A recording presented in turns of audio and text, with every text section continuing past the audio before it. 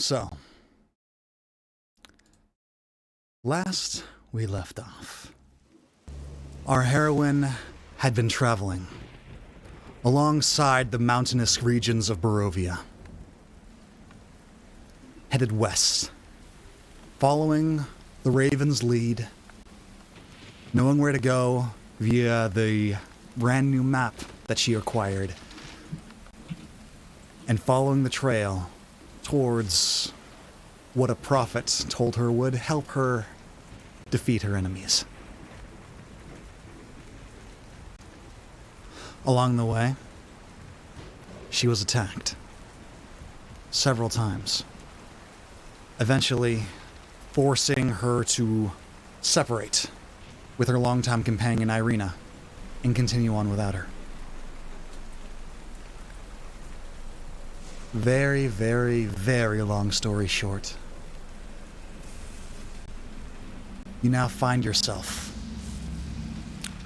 staring at a massive hillside. The trail through the thick woods leads to a hill covered with dead grass and cairns of black rock. Dark, ominous clouds gather high above, and bolts of lightning strike the hilltop. West of the hill, the land, the woods, and the sky vanish behind a towering wall of fog. And as you approached this hill, you took in your surroundings, and you prepared for whatever was to come next. And that is where we left off. And the story is yours. What would you like to do? Well, she's just going to, look at her surroundings, and she sees the tree at the top of the hill, right? Yeah. This is what you see. Okay. Well, add in some bolts of lightning, and that's basically what you see. We love lightning. Well, I guess it's time to find a way up the mountain to the tree. As Mark hops out of the back of the wagon, and Casimir hitches the horse to a tree. Looking around. I don't like this place. It's very ominous. Yeah, well, this entire land is ominous. So, we might as well keep going.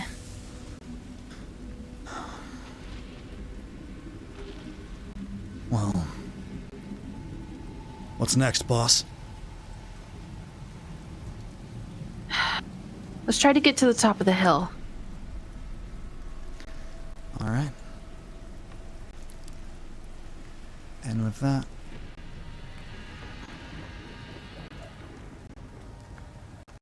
you got yourself a nice little map.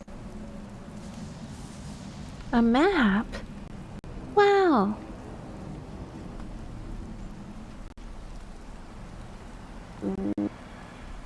Okay.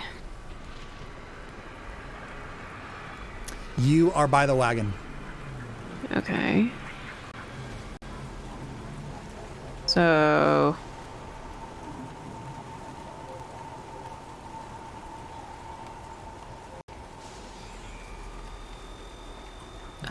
I tried to throw my...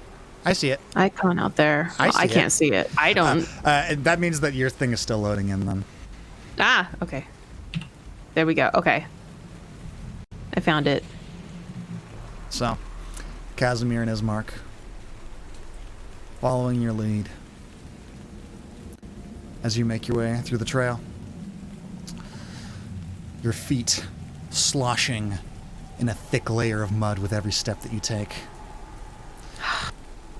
And the freezing cold water soaking in your clothes and in your hair, and is accented even further by a light breeze that is constantly flowing through this hillside.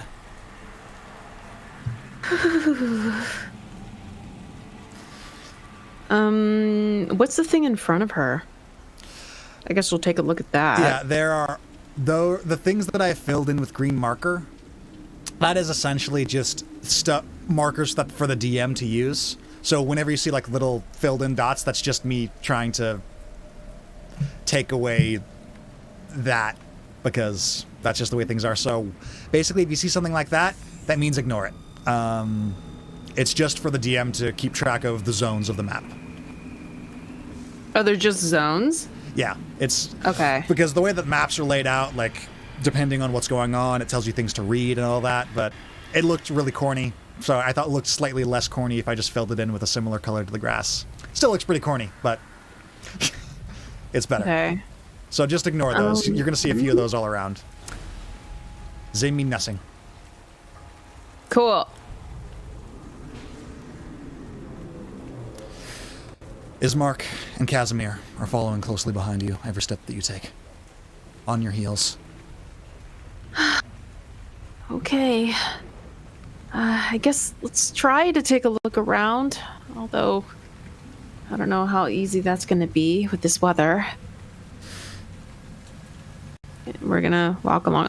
She's going to obviously look around to see if there's, I don't know, anything here. Make a perception check. Any monsters out to eat her? Yeah, make a perception check.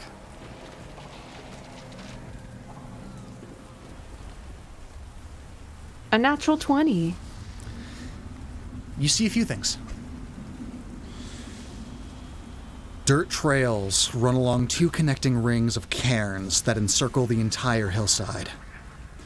Each cairn is a 10-foot high mound of slimy black rocks. And you see, dead ahead,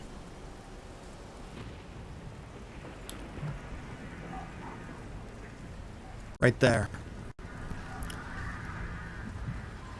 risen up above, on the hillside, arched slightly so that you could see down in the center of a ring of stone. The grass suddenly turns orange and appears to be dying. And with your half-elf eyes, you squint, and you notice that the ground is displaced and lumpy. And you notice that there are humanoid shapes scattered about in the center of this place, resembling that of graves. Shallow graves. Okay, so that seems like something we might want to avoid. Knowing this place, this whole land. Okay. Granted, Serena learned some new spells that she could put to use. The good old fireball, we could have that go for a spin, and we wouldn't have to worry about burning down all of Barovia because it's raining. You see something? You look like you're gazing off into space. Yeah, I see a lot of things. It kind of looks like a shallow graveyard over there. Whatever's buried there, it's not very deep. Huh. Well, if this place wasn't already ominous enough.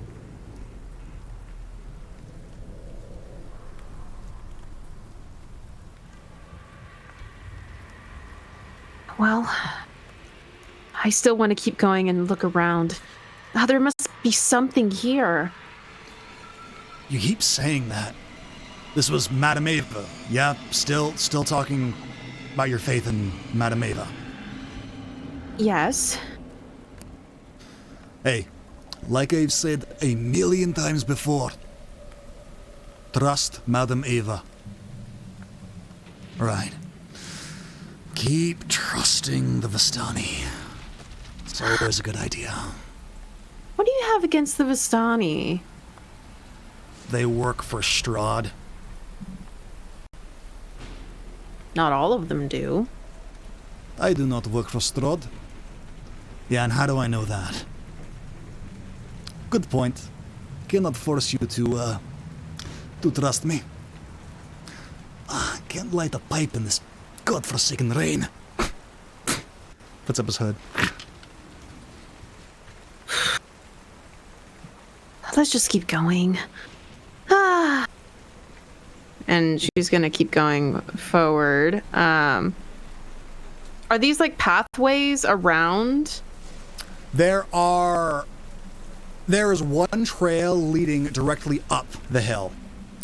And that is the central pathway that you see before you. And there are a few pathways that lead to cairns that encircle the entire hillside. So yeah, those are paths. They're like gigantic circular switchbacks that don't go anywhere. Okay. So it's not like the only path is just up. I could either go up or I could circle around the place, right? If you didn't want to take the path, you do not have to.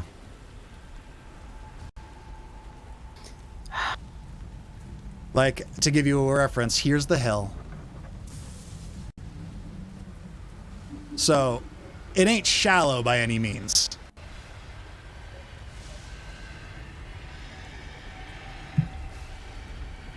It's a pretty steep incline. Right. Okay, so there's no like actual natural path around the mountain. The only like path goes straight up. Correct. Okay. So in order for me to travel around the mountain, I would either need to like literally climb around it or do something. Okay, I guess we're going up, although she's very aware of the skeletons that As you step there, may or may not. as you step there, Ismark. They go booga booga booga. Ismark stops and looks over his shoulder behind him. Do you hear that?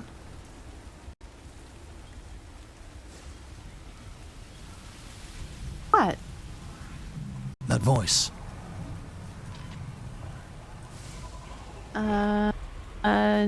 No?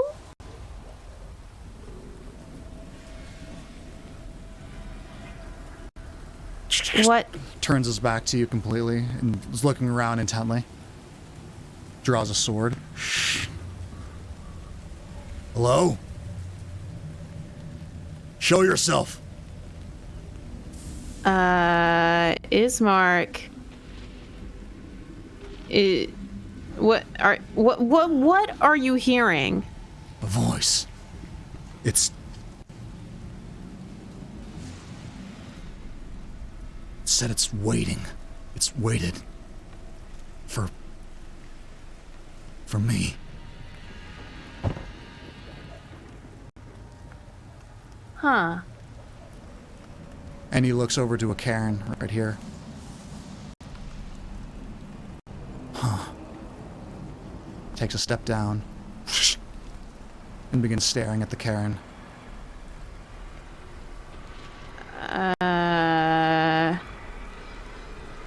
Hello?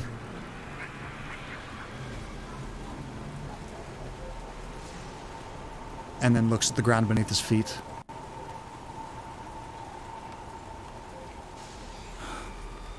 Takes a sword and plunges it into the dirt, and it sinks like it's as if it were digging into really loose soil. There's something here. Okay. And she's gonna go to him, kind of weary, like, okay, what just happened? He gets down on his hands and knees and digs out the dirt with his blade and then just starts foaming through the muck with his bare hands and eventually stops clutches something.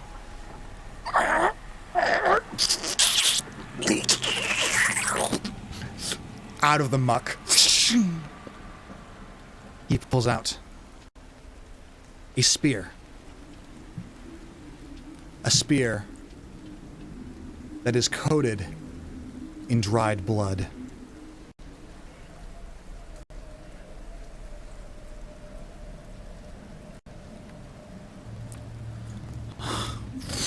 And he holds it, he's looking at it.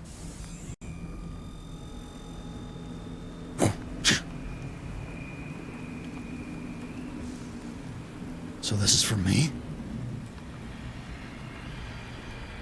Well, whatever you heard, we didn't hear it. So I assume so. Casimir steps up. My friend, I am not one for looking a gift horse in the mouth, but do you really think that it is a good idea to accept gifts from voices in your head? Ismark grasps the spear in both hands.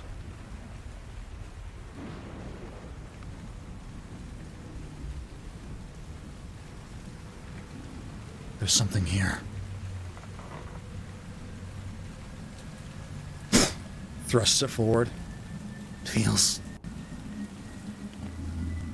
good.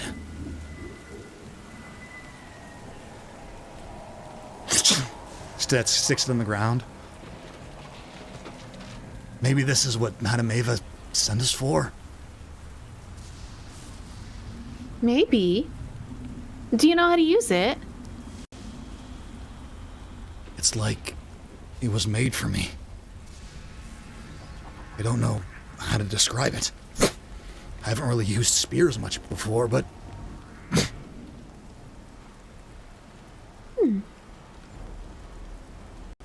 Something tells me to be cautious. I would have to agree. I kind of want to take a little bit more of a look around before we leave, though. But I don't know. I guess it's good we found a new weapon. Yeah.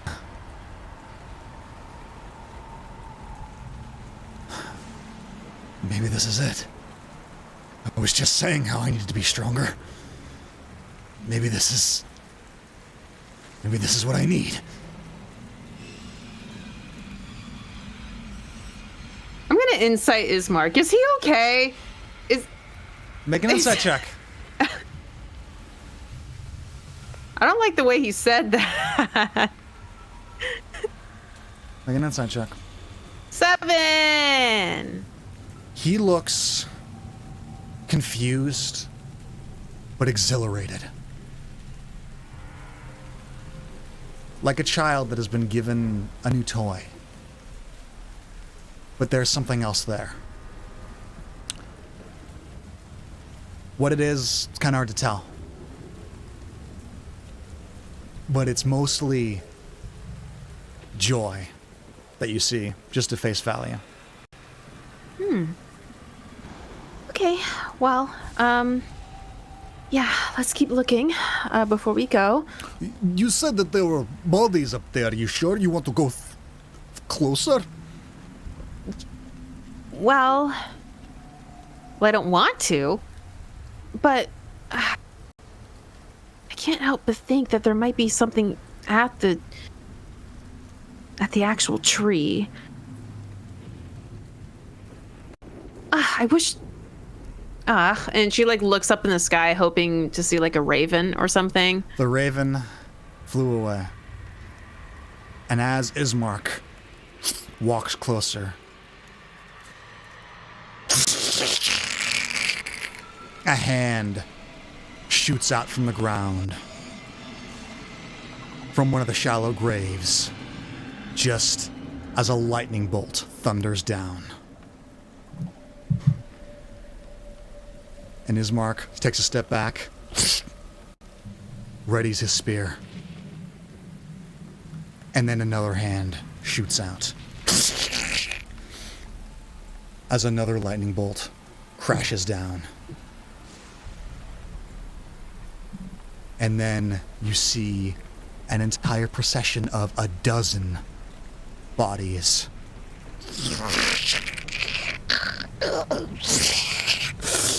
come out of the dirt and look up at you. Some reach to the side, grabbing axes and staves, and they all stand up, looking for a fight.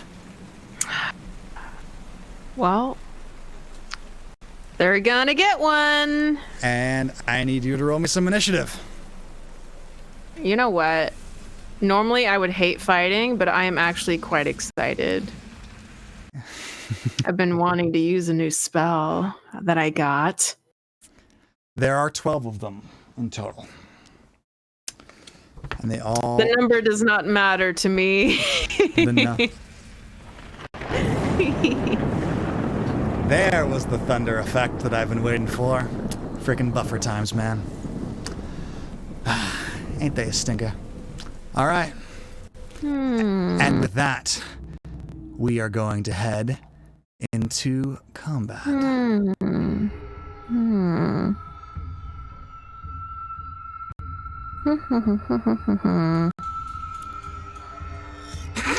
Measuring the distance. This is important. This is important. This is important. Okay. I pick up what you're putting down. Okay. If I fire right now, I'm gonna get all of them in one shot. Yes, and it won't even hit any of us.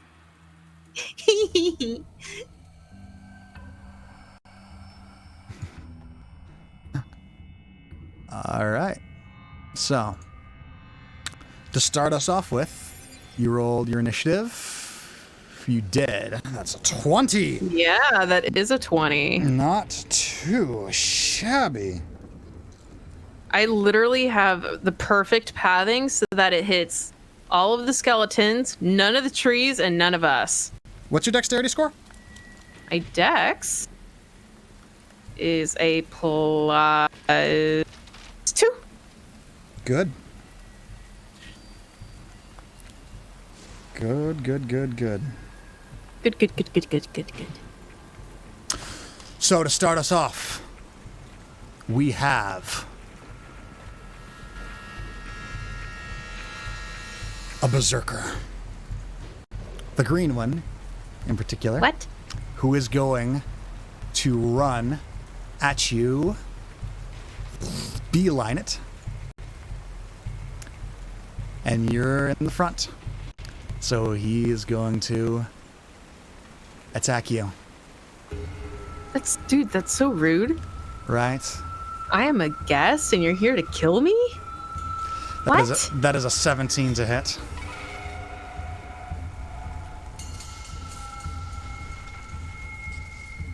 Nola?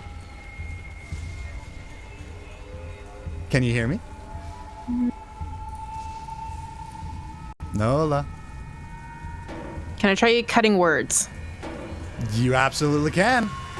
As this berserker comes up for you, the muck on his face slowly melting away from the falling rain above him. He raises his axe above his head, and what do you say? Get back in the ground where you belong. I'm not in the mood for this. And she's going to roll, what is this, 1d8. Yep. And what is this? 15 then? Does 15 still hit? It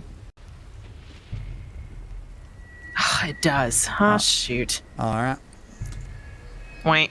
7 points of slashing damage as it rakes across your side, cutting off a small piece of your leather armor.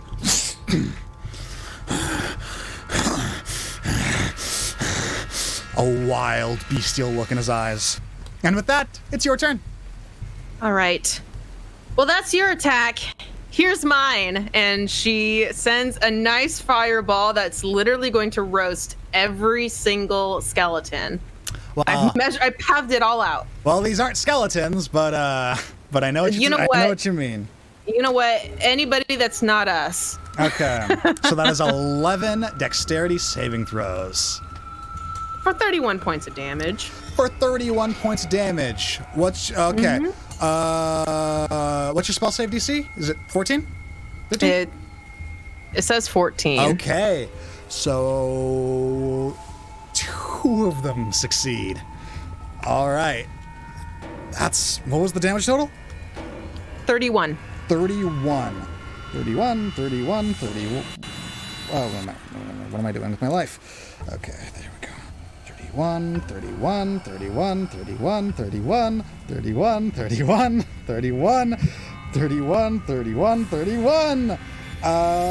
Points of damage. Grand totaling over 100 points of damage with a single spell. Flick of the hair. Actually, how many of them are there? 1, 11. 2, 3, 4, 5, 6, 7, 8, 9, 10, 11. It might be over 200. And 2 of them succeed, and half of 31 is... It's 30. Half of 31 is not 30. No, but you said 2 succeeded. Yeah. So that means if 2 succeeded, got half. So that's round down to 15. Yep. Then you double it. That's back down to 30. That's back to 30. So 2 people is 30. Yep. And then everybody else gets 31. Mm-hmm. Yeah. Lot of damage for one spell. Mm-hmm. A tiny little bead fizzes through the falling rain and explodes outward, singeing and burning the people in the center. Yet not a sound is made. They all stare at you. There's flesh singed. All of them falling and heavily damaged. And looking like they're ready to fight and die. All right. Well, I don't look like that. So I hopefully will not die. All right. 31? 31. Yeah. I take that back then, because these are... Okay. Are they... On that... Is it the 1 hit KO? No, not quite. Oh, dang it. But 2, 3, 4, 5, 6. 6 of them, the druids, go up in a pillar of smoke. And they fall over dead. And the red ones, the berserkers, are as I described. But you killed half of them with one strike.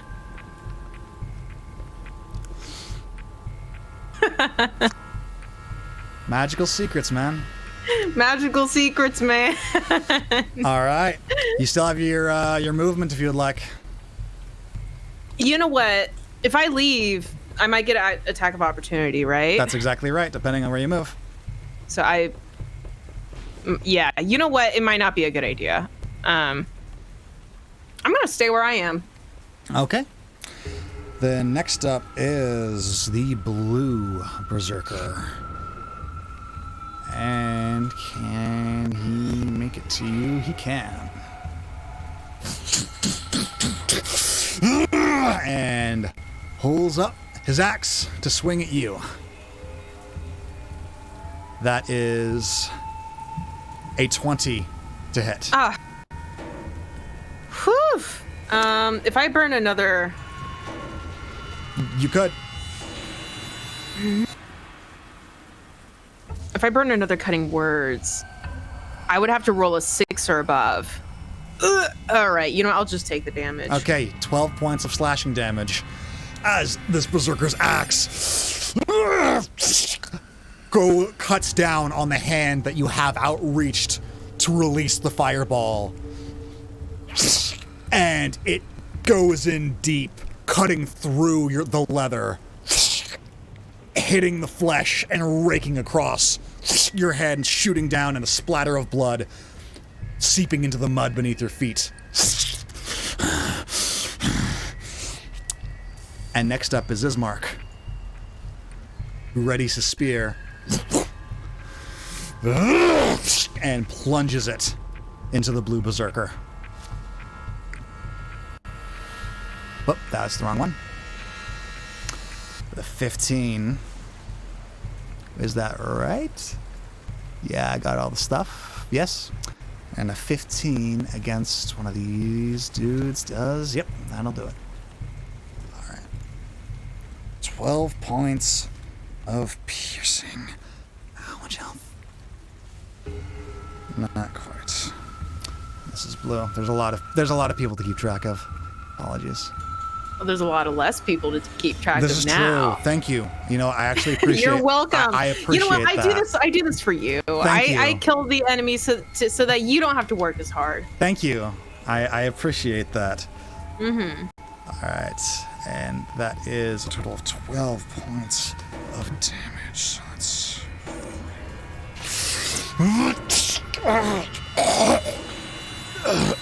the berserker grabs the spear and looks Ismark directly in the face as the last bit of mud is washed away, and you see the face of just a person, wild and feral, but he seems just like a normal man.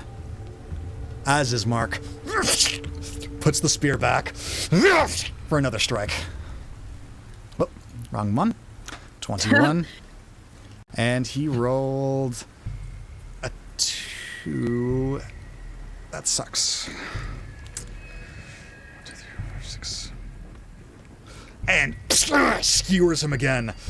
Ismark clenching his teeth, lifting up, trying to lift the berserker off of his feet. The sharp end of the spear slicing through his torso as a little bit of the spear begins to bend as he's trying to arc him up like a pike, like he's trying to impale him. But he's not quite dead. And the yellow berserker is up next. How big are these berserkers? They're big. Wow, Ismark, so strong. Ismark is quite strong. Wow. And the yellow one can't quite make it, so he's gonna dash. Jumping on the hillside. Trying to protect his friends, but he can't take an action because he needed to dash. The purple berserker, I'm pretty sure can't make it either. Yep. Dash. Right in the middle of everyone. And the orange doesn't exist, so I assume I meant this one, which Pink? is going to go up to Casimir and back him across the face with the butt of this great axe. 17, which hits, dealing 13 points of slashing damage to Casimir. Ooh, that's a black eye, man. Smack! Casimir clutches his jaw, cracks it back into place, and grins a little bit as a little bit of arcane power begins to sizzle in his hands. You know what, Sarina? I think I'll follow suit. And a little bead of flame shoots up from his hand. And he is going to cast Fireball.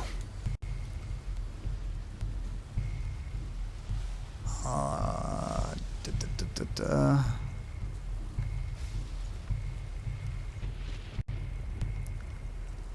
we go. And yeah, okay. Against 1, 2, 3, 4, 5, 6. 6 dexterity saving throws.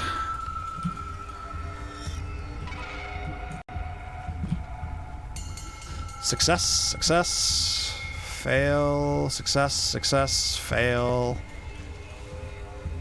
Success, success, fail, success, success, fail. So two fail, 3 succeed for 29 points of fire damage.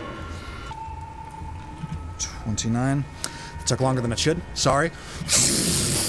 Ball of fire erupts, burning the blue one to cinders, and the other ones get down on their hands as Ismark lifts the blue one and slams it down on the ground, leaving a splatter of crimson as the body begins to sink into the muck. And last one, the pink one is gonna dash over to Casimir. And Serena, it's your turn. Okay, so none of the ones around me are dead, and the to blue one is. fireball. Oh, that's good.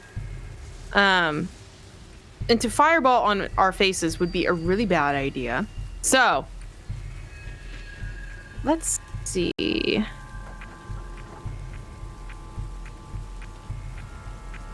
So are these berserkers are they undead? They look like people. Are they living people? Yeah, they look like people. Oh.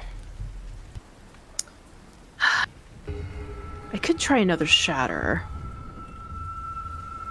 But aim the shatter in front of them so that it doesn't hit the rest of the party. Okay. So where are you putting it? So it's a 10-foot radius. So no, that would hit Casimir. Shoot. Okay, you know what? It's fine. I'll have it. Can I injure myself with my own spell? Yes, you can. I guess I could. Yes, you can. Yeah. All right, that's fine. I'll go ahead and use Shatter at the point that I am marking right here. So that'll hit, I guess, blue and green teal or whatever. I'm referring to it as teal now. Yep, sure.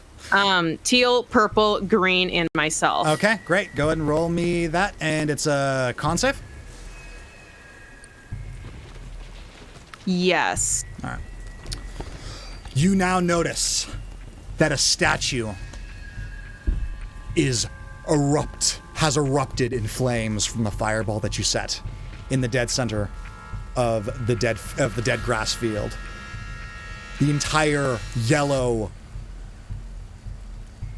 circle of this enclosure now scorched jet black, accompanied by the now upheaved shallow graves and a statue that is burning a bright red flame. And a con save for all of these people. That's the 3 con saves. All right. 1, 2, 3. That is 1 success and 2 failures for 12 points of damage. You clap your hands. And these berserkers shake and stutter, gritting their teeth, staring you dead in the eye, thirsty for blood. But they're swaying, and they are clearly just barely alive. Not making a sound.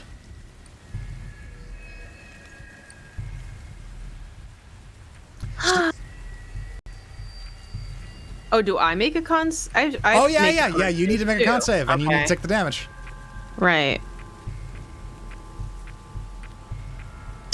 All right, you take 12 points of thunder damage. Shoot. As your ears begin to ring from your own spell, and blood starts to trickle down on your face. All right, you still have your bonus action and your movement if you would like.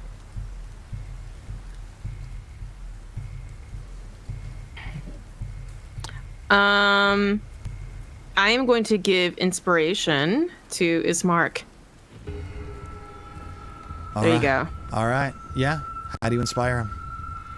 Ismark is standing there, body held aloft above his head, singed and burned, and bleeding down from 2 stab wounds, threw it to the ground, exhaling heavily.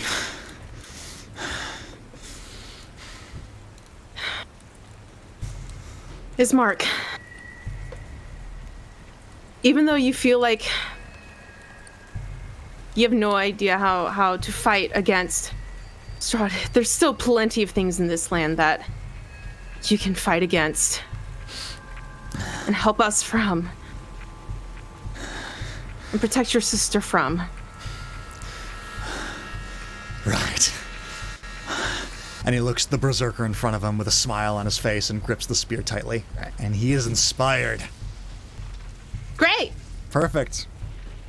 And it is his turn. Yep, it is his turn.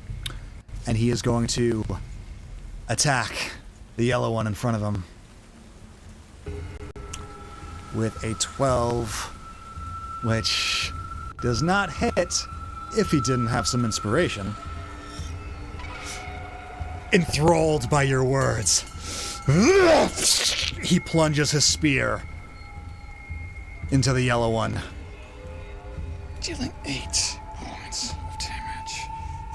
Yellow, yellow, yellow, yellow. 58.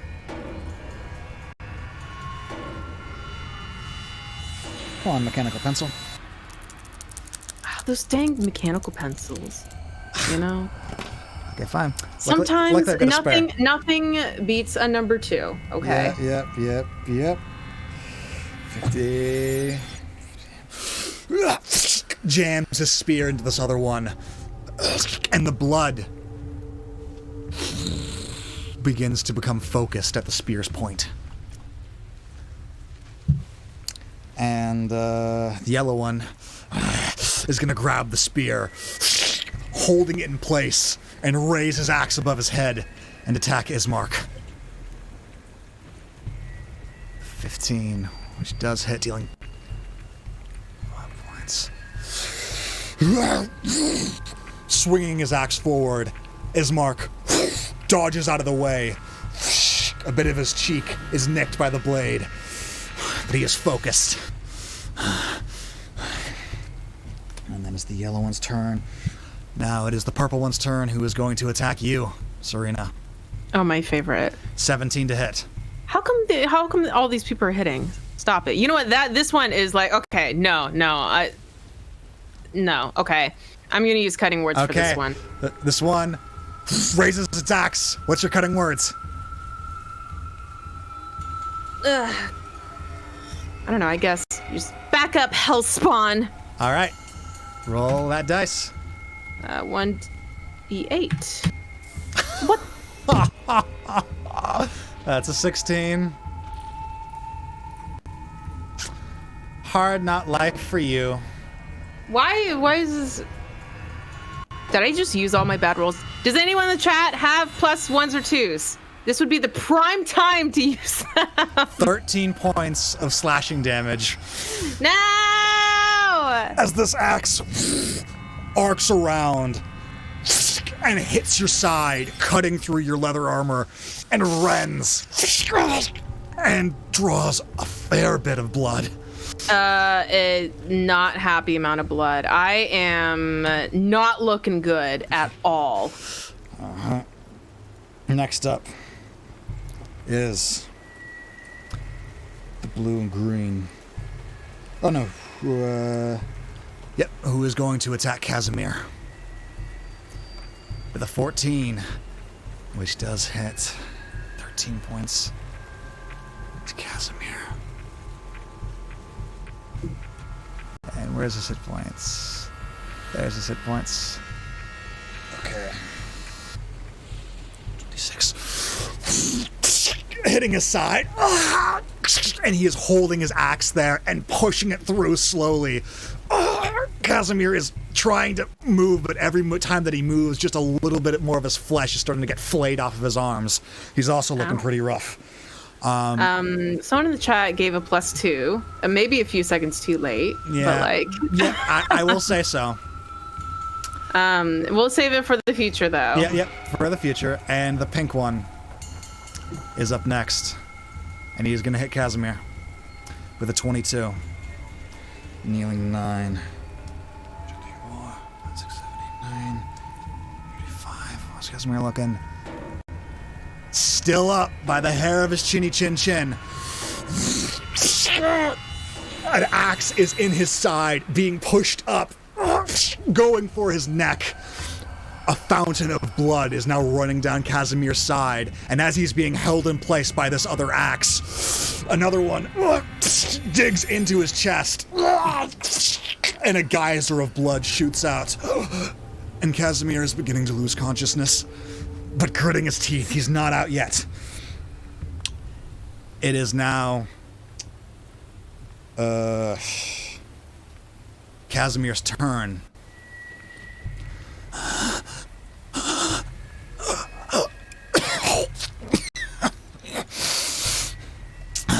Raises his hand up again. Never mess with a dusk elf. Snaps his fingers, and another ball of fire emanates out, incinerating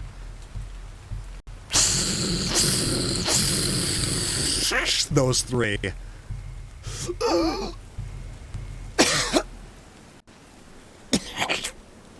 How would it? Wait. Oh no! Wait, so the pink. Okay, I meant to put the green one, incinerating the three with the green. Ah, because I was like, yeah. Did he put it back here? Yeah. No.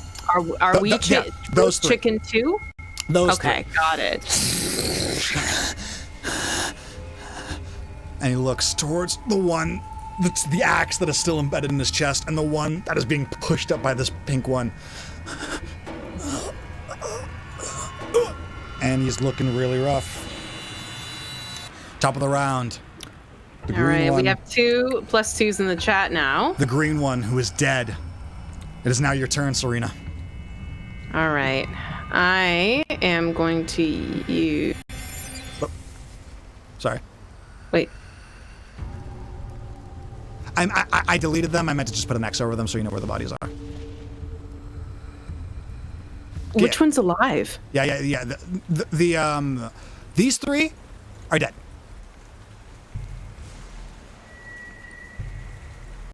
The yellow, the pink one's alive. The yellow and the pink are alive. Okay, got it. Okay. I think I'm just gonna use a firebolt on pink. Okay, go ahead and roll me. Because that would be considered ranged. Yep, go ahead and make me a ranged attack roll. Okay. As a arc of fire begins to emanate from your hand, shooting out at this pink one, dealing 13 points of fire damage. 13, is he still up? Berserkers. Pink. The arc of fire shoots outward, incinerating his head, and his head bursts into flames as you notice his grip begin to falter, and he leans on his axe, taking it away from Casimir's side. Casimir letting out a groan of pain as the pink one falls dead. Yes. Yes. All right, so got your bonus action and movement if you'd like. Okay, so I'm looking at these +2s in the chat, and I'm thinking, should I try to get out of range of yellow? Because I can't take another hit. What are you doing?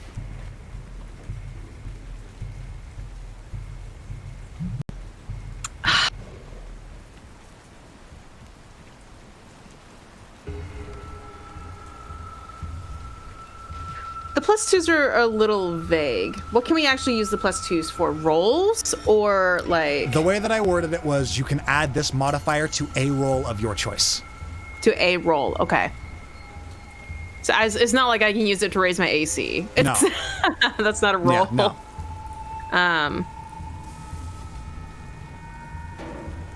What are you doing?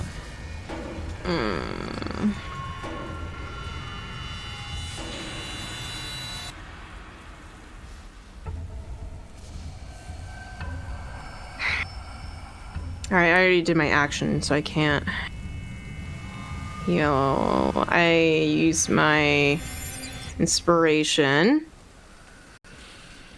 Inspirations are out. I could do a healing word on myself, I guess. Yeah, you could. Yeah, I'll do that. All right. Just in case I get hit. All right, go ahead and roll me a healing word. What level? Would like to not drop level 1. Level 1, okay. You mutter an arcane word. Nice! You mutter an arcane healing word as the wounds begin to heal up and the blood begins to lessen. You're still hurting pretty bad, but that felt nice. Mm-hmm. Might get me through one more round. All right. It is now Ismark's turn. He arches his spear up and aims to jam it into the yellow. He still has an inspiration, I believe. He used right? it. He used it. He used it? Okay. And that is a 7, which is not right. Oh, wait. Oh, no, I rolled the wrong thing. That is a 19, which does hit. There you go. 10 points. Is that enough? Yellow.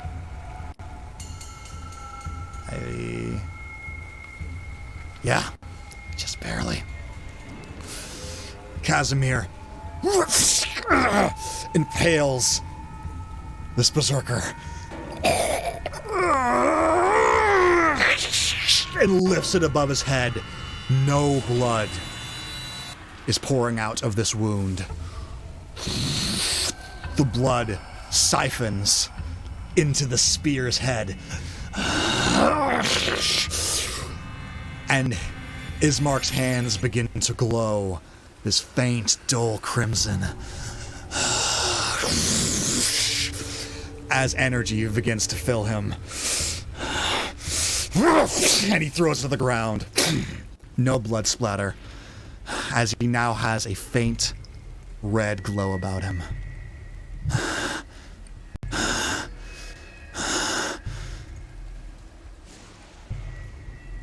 Right as you see the statue in the center crumble and collapse from the fire.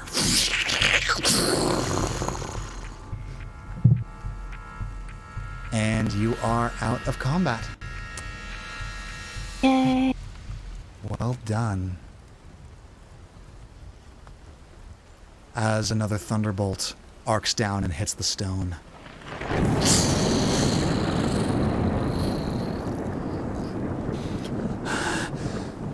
You look around to see Casimir on one knee and Ismark gripping his spear tightly with a big grin on his face.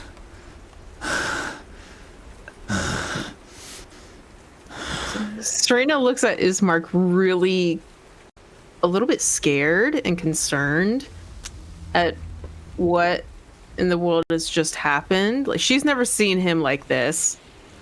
It's a little scary, but right now she's gonna go help Casimir. So she's going to cast a Cure Wounds for Casimir. All right. A 9. You go over, lay your hands on Casimir, mutter, and your hands begin to glow with arcane light. And the wounds begin to close.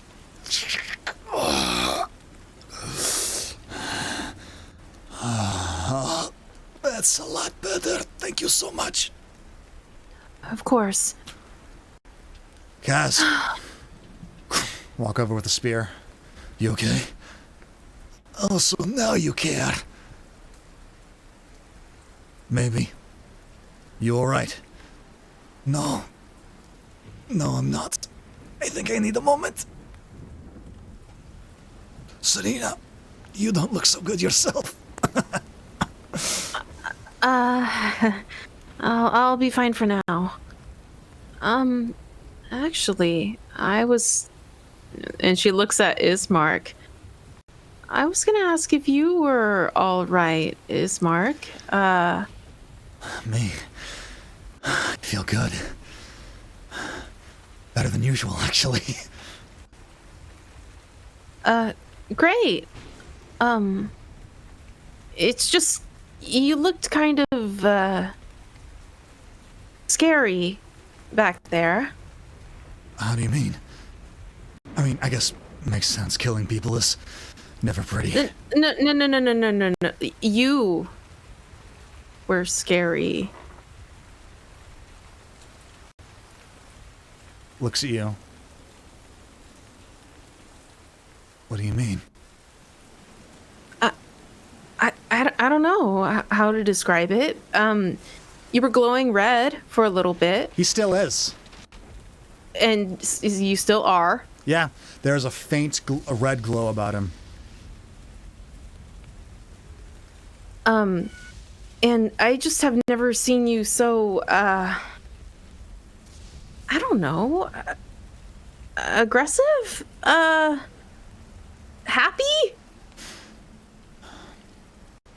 I feel like I can finally do something. It's a stark contrast, I know. Just the conversation that we had on the way here on the mountainside. That feeling's gone. I feel like I can do something now. It's just, it feels, you know that feeling when just a long-term aching has just goes away? It's like a weight has been lifted off my shoulders.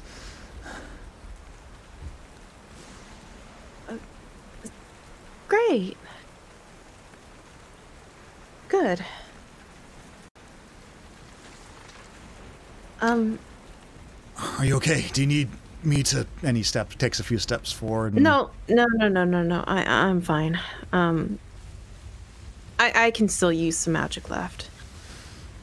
Just don't leave your other sword behind. Looks back at the sword that is already now thick and covered in muck.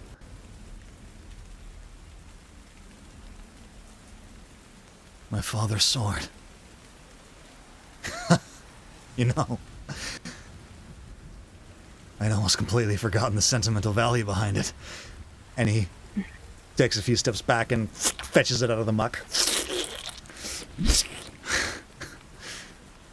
Right. Interesting.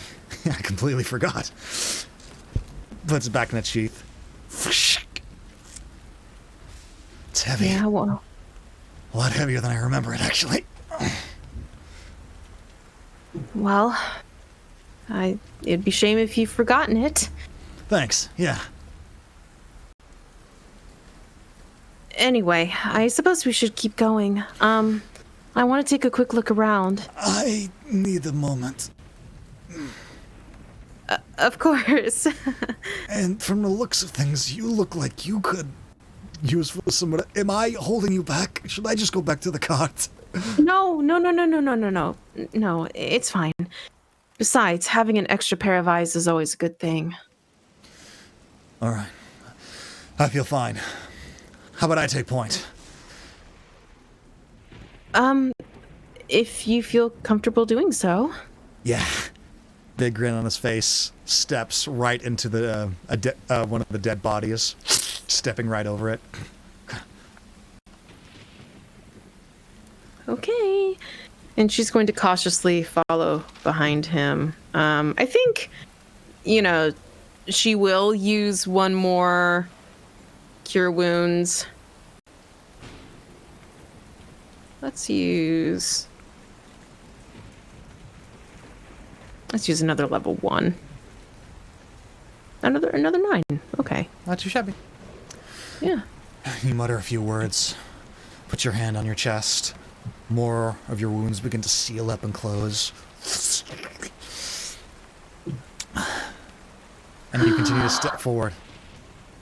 Well, whatever the statue was, it's long gone now. Yeah. I hope it wasn't anything too important. Oh, you know what? Can I use those +2s for the heals? Yeah. I'm gonna do it. That's an additional +4. Sure. Those are your plus 2s? I'll probably need them in the future, but you know. Yep. Takes a step around. An occasional bolt of lightning striking the stones on the exterior of this enclosure. But it appears to be focused on those stones. I guess I wouldn't get on top of these rocks. Wait, what did the rocks do again? Sorry. So, there is lightning that is striking all around this enclosure. Specifically on top of these rocks, which stand around 10 feet tall. Okay, so lightning is almost, is it like every once in a while or just continuously? And every once in a while, a bolt of lightning, which is like strikes these rocks, which is still abnormal, but like it's not constant. Okay. It's not like a pillar of like lightning? Yeah, no. Okay, so stay away from the rocks. Okay, we don't want to get electrocuted. Okay, well, let's keep going. What's your passive perception? My passive perception is a 14. As the rain begins to fall. Begins to fall? Well, as the rain falls. Okay. The pile that once was the statue, the ash, the charcoal begins to wash away. And you see a little glimmer in the remnants of what once was this wood statue.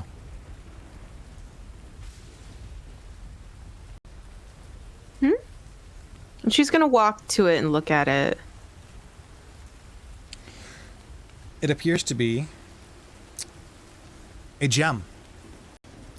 Just laying in the middle of the ashes. I guess she'll pick it up. Okay. You pick it up and let's see. Oh, yeah. Oh, I should probably use detect magic first. Famous last words.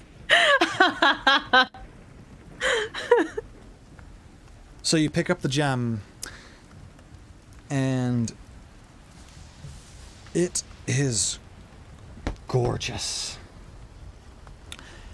A deep yellow amber. Ooh. Cut. And very nice. Are you casting detect magic on it, or was that just a thing that you said? You know what? I better do that. You cast detect magic. You take 10 minutes. Casimir's still behind. Taking a short rest. Far behind.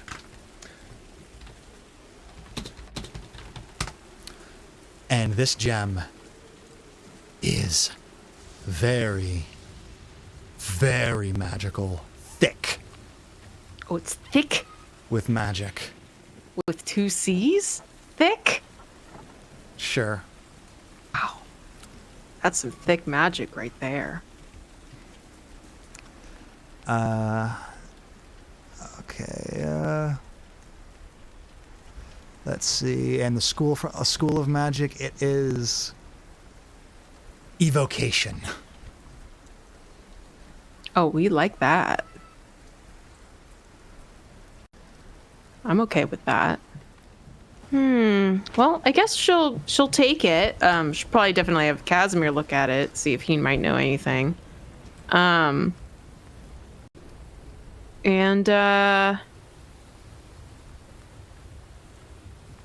You know what? We might as well do the whole thing. Do I sense anything else around here with the detect magic? Because it says... Yeah. 30 feet. In the vicinity, 30 feet. Yeah, so 30 feet.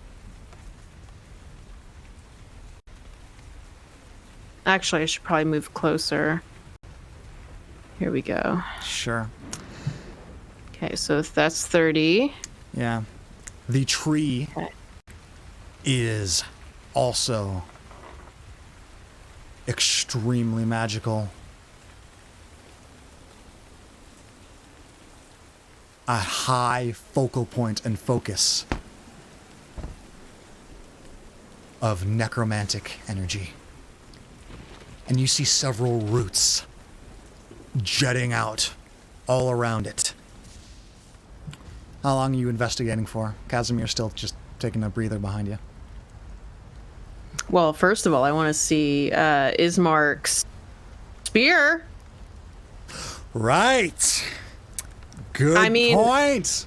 Is it magical? Detect magic. Yeah. Ismark just drunk? Yeah.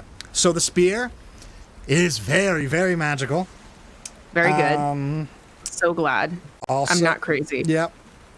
Also, a necromancy. Yeah, that's bad. That's not a good sign. Why are you looking at me like that?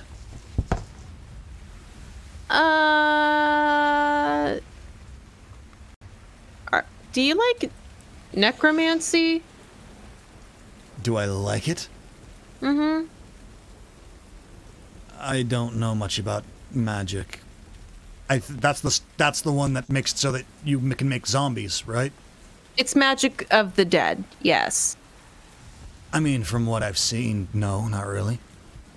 Well, that spear that you have uses necromancy. Oh. Looks the spear? Well, then maybe it's not so bad. I'm gonna use divine sense too. All right.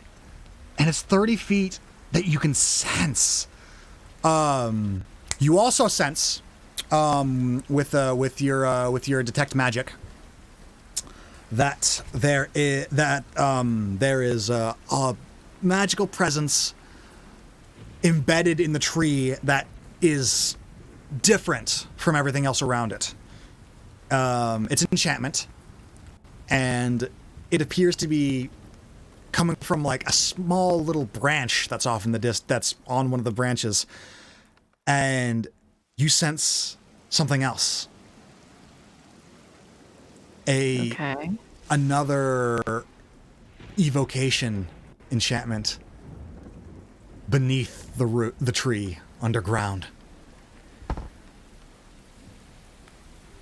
Is this entire place lighting up like a Christmas show with this with this detect magic? It's mostly necromancy from this tree and its roots.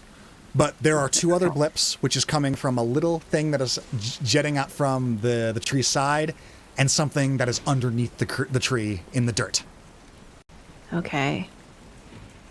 I definitely want to take a look at both of those. Did I get anything from Divine Sense? Divine Sense, presence of strong evil. The tree, definitely evil. Evil, evil, evil, evil, evil, evil, evil.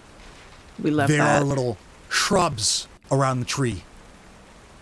All of those shrubs emit a heavy presence of evil, evil, evil, evil, evil. Evil shrubs? Oh, no. The roots emit a heavy, evil sense. The spear, somewhere in the middle. It's hard to tell.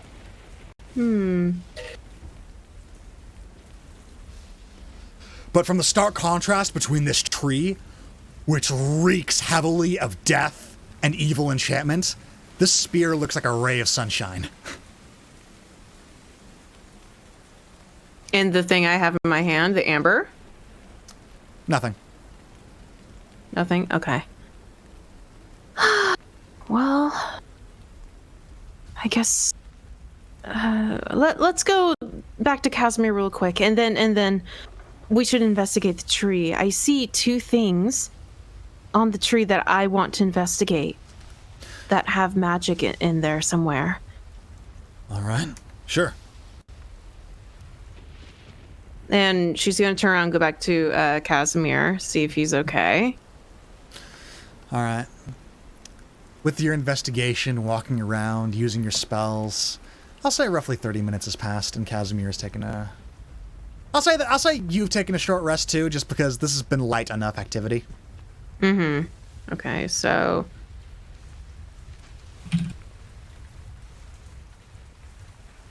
I believe with short rest, I can recover some of my inspiration. Okay, yes. Great. So she's going to go back to Casimir and show him the amber that she found. What? Well, I found this in the statue that used to be over there. It seems magical, I just don't know how. Well, then I would say hold on to it. It, seems... If it's magical, maybe it's worth something. Later. All right. Can't... If you... I have never seen this before in my life. Okay. Well, I actually found 2 other things by the tree that I also wanted to look into that also had a magical presence to it, other than the sheer evil that just permeates this mountain. But I want to take a look at those 2 things first before we go. Okay. I'll watch your back. Stands up. Little arcane sparks flicker in his hands. Just what I needed. Nice break. Right. Okay, well, let's take a look. And she's gonna walk back to the glowing... So you said there was a glowing spot by one of the branches, and there was a glowing spot by the base of the tree? Mm-hmm. Okay. Yeah. At the south end of the hilltop is a sickly corpse. A grove of dead trees and shrubs with a huge, misshapen tree at its core. And as you approach the tree, blood oozes like sap from its twisted trunk. Skulking around the tree are 6 gangly humanoid creatures, covered with needles. And embedded in the tree is a shiny battle axe, beneath of which lies a human skeleton. And these humanoid creatures, which appear to be just like humanoid porcupines that seem to blend in with the shrubs and the roots. And they step between you and the tree.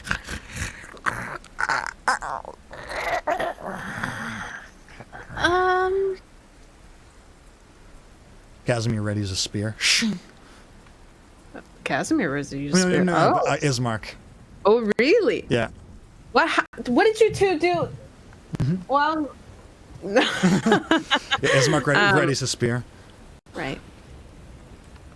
You said this thing was evil, right?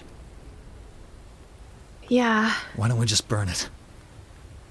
Kaz, Serena, you can just burn it, right? You did it before. We could. But, oh gosh. I don't know the consequences of what would happen if we were to burn this tree down. I remember now. This place. I have seen it before. Care to enlighten us? It's a place of legend. I've heard other people talk about it. My brothers before they passed. It is said that, and you look over, and he points to the mist, which shines brightly, and this is probably the brightest that you've ever seen the mist shine in the distance. As you look into the west curtain of the fog, you see a white fortress on a hill above a great city. The city appears quite distant, maybe a mile away. The fog obscures all the detail, but you can hear in the distance what sounds like a bell echoing out in the Barovian Valley, cutting through the thunder and the falling rain. That is it. This is the place. What do you mean? Is a legend. According to the mountain folk that used to live here, there was always a wall of mist near this hill. And even before the deadly mists entrapped all of Barovia, the ancient folk called the mist the White Spring Wall. For within it, they could hear the whispers of voices from the past and the future. They believed that an ancient god gave up his divinity to preserve the world from destruction, and with his last exalted breath as a god, it produced a mist, and within it are all his memories of the world and all of his visions of every possible future. And they say that with proper preparation, a seeker could go on a vision quest and see the future within it. However, some of the students, particularly the ones that actually know what they are talking about, claim that the dark powers took a bit of this mist and twisted it.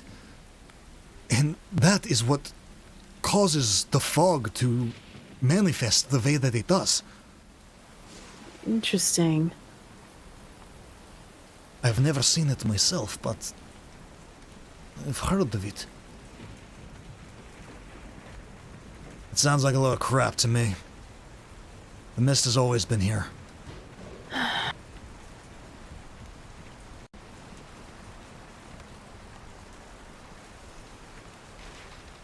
Well, whether or not it's true, let's just try to focus on what we have here.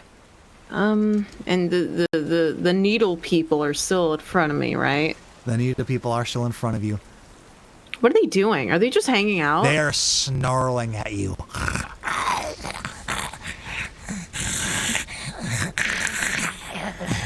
Are they human looking? Are they like monster looking? Like, I'm trying to picture. They are humanoid, with spiky quills coming out from every pore.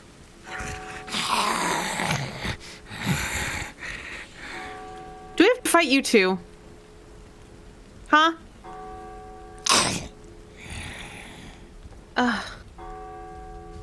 All right.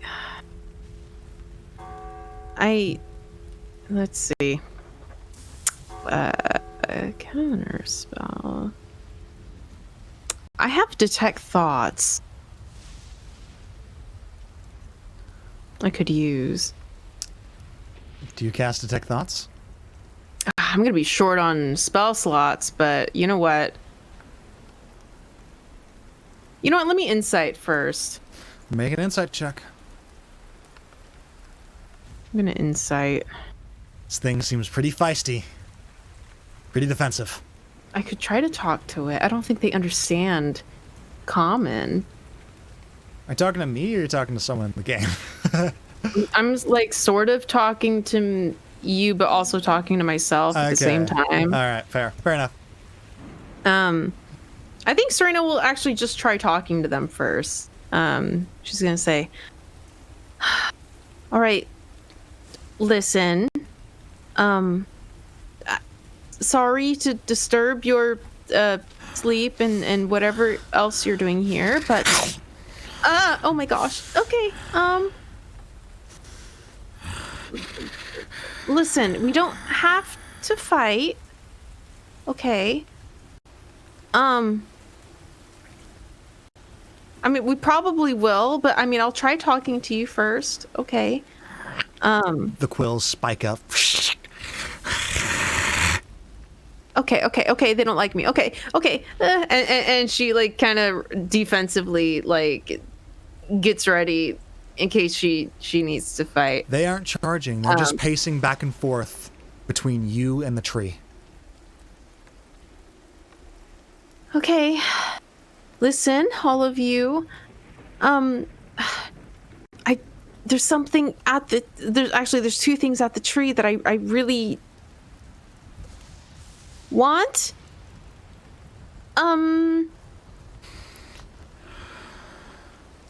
I'll ask you whether or not you can move to the side and let us through without trying to kill us.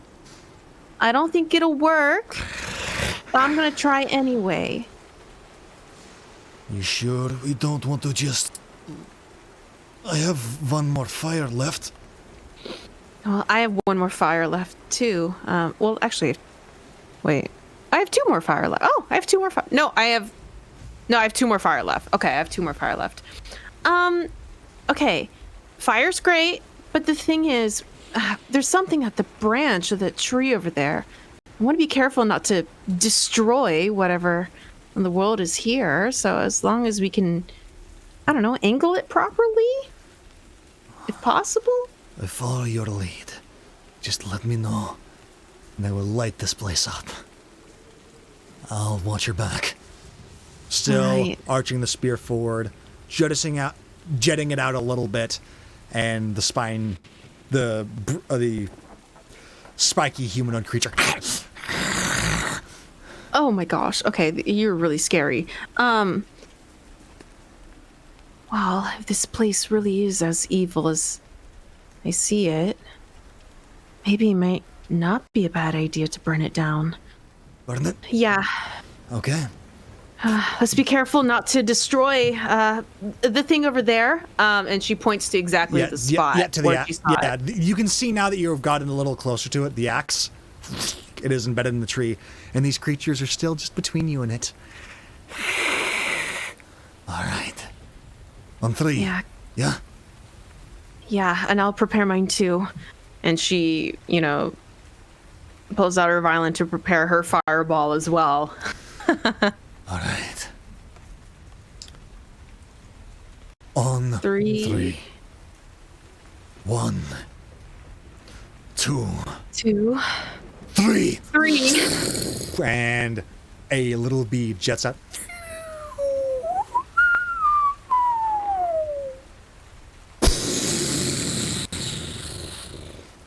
Casimir angles it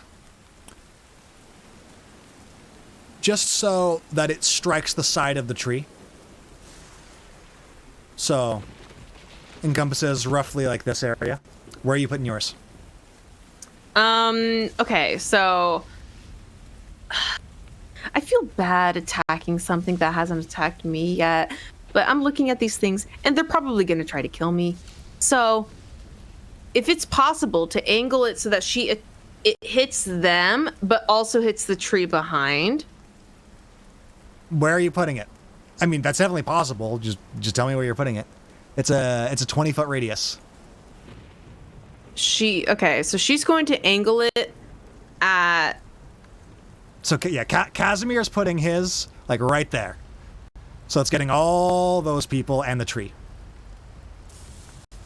Where's right there? I didn't see anything. This spot. I'm not seeing anything. Because you're not on the map, right? Back to the map. Where the pink drawing is. The pink? Okay. Yeah. You know what? She might as well go for the other side. Okay. Yeah, so if Casimir's aiming here, Serena might as well go to the opposite end. All right. By the way, chat, that's what those berserker folks look like. For those of you that want to know. Oh, you might want to angle it to the right. Oh, there we go. There we go. Okay. Oh, they have a little head collection. Oh, that's nice. Yep. All right. So Yeah. Other side. And he does 34. You do 28. To my knowledge.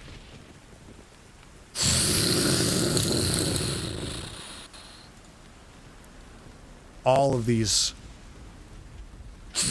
erupt into flames.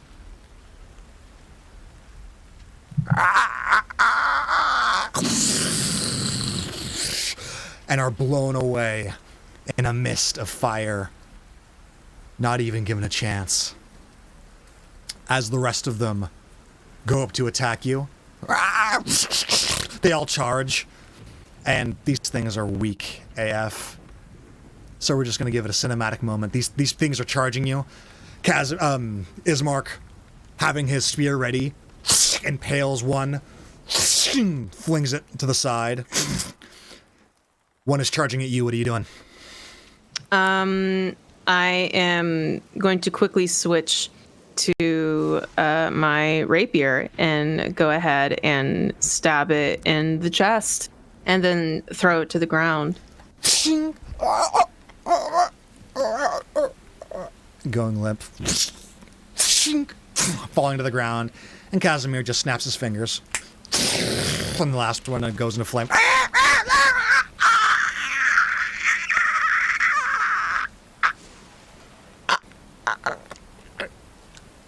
Twitching for a little bit before dying.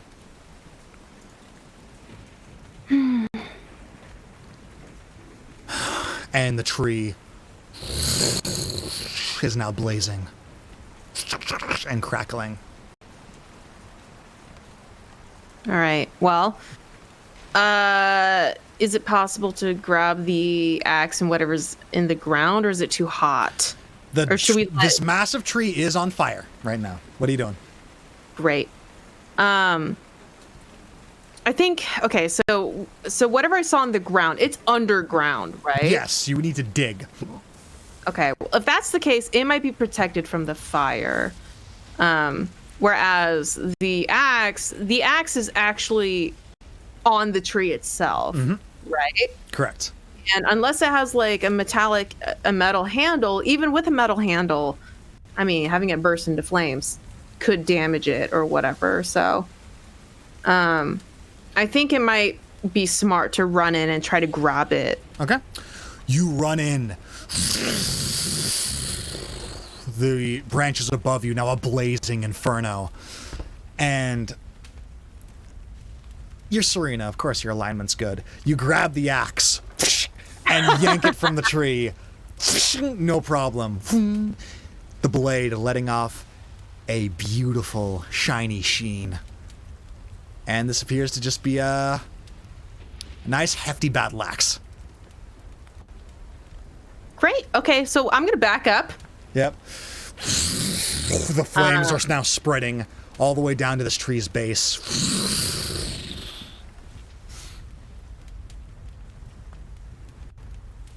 And I'm just going to watch. And wait for the fire to... Well, it's raining at the same time, isn't it? It is raining. Okay, so the rain is going to naturally put out the fire. Eventually. Eventually. It's probably going to feed the fire for a little bit. Yeah. You know how it is. Yeah, well, we know how it be. Welcome to California. We yeah. We have fire. Anyway. So yeah. I think, to keep a safe distance from the fire, she's just going to wait for it to burn. How long would that take, actually? Make an intelligence check. Yeah. Because I don't want to be there for days. It might take days. I don't know. A natural 20. I know exactly how long this is take. I've burned down trees before. Yeah, at the rate that this rain is falling, this is 2 fireballs, and it's more about like the burst of flame, and so the sides are burning very heavily right now, but at the rate that the rain is falling, it shouldn't take more than a few minutes for things to start dying out. Oh, perfect. We're going to wait it out then. Yeah. You wait, and eventually the flame dies out actually way faster than you were imagining. And little vines and roots start to make their way up the tree, replacing some of the branches that were burned. Wow. So to actually get rid of this tree, it would take a lot more then. Okay, well, let's see what in the world's down here then. And she's gonna try to go back to the spot that she remembers. Mm-hmm.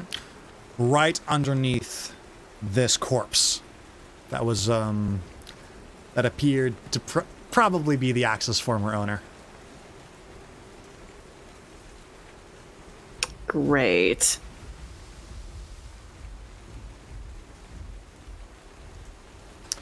And you dig. And you dig. Yep. And you eventually hit metal.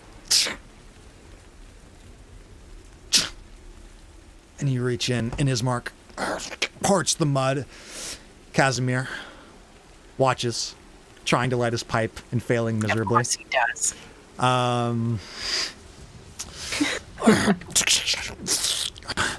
And you reach in and your hand grasps something cold and metal. Feels like a sword handle.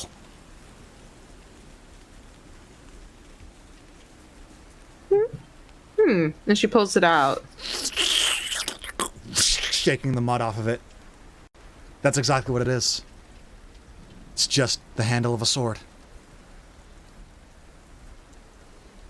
Oh, great. And she looks at it like, okay. Does it just look like a sword handle? That's it? Let me check. Let's look something real quick.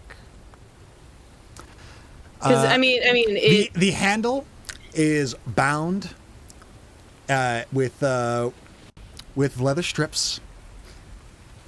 It goes up in a V shape that kind of points off in various directions. Very ornate. Blue gem in the center. A little circle near the hilt. So you can hang it on something. This thing has been buried, but it looks in pristine condition. And as you hold it, you get a feeling like this sword is cold. And not like this sword feels cold. You get a feeling like the sword is shivering. Like it's feeling cold. This handle. oh, it has feelings? This sword appears to have feelings. It's cold. Okay. It needs to be warm. Yeah, and it feels, and it is not. Then you feel shock emanating from it, then panic, and then it calms down a bit, and it's all this emotion that you're just feeling by holding this blade. Serena's going through the same emotional roller coaster of like, huh? Yeah. Something bothering you?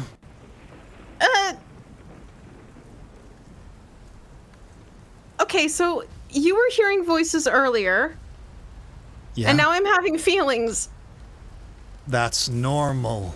and I don't, and now, and she's just looking at the sword hilt like, it's cold. I'll bet it's freaking freezing out here. Like,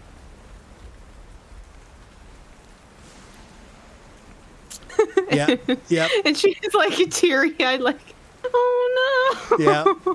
And you got a sense that this sword was then, like, annoyance starts to go over it, and mixed with some a little bit of like fear and recognition, like it's just going through all of these emotions trying to tell you a story. Make me an insight check. Okay.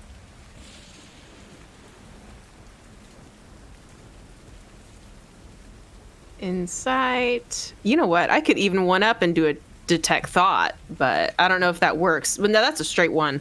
I'm just an emotional ball of mess right now. This sword is just a big ball of emotion too, and it feels like it's trying to create like a sentence of a thought just by feeling. And you have no idea what it means. It just feels really distraught. Okay, hang on. And now, okay, so I have an axe on one hand, the sword hilt on the other. Okay, what about this axe, though? Because this also came across as magical too, right? Yes, it did. The axe. The handle is carved with leaves and vines, and the weapon weighs half as much as you would think it would. And the blade shines with an unnatural sheen, and it feels like a very, very nice axe.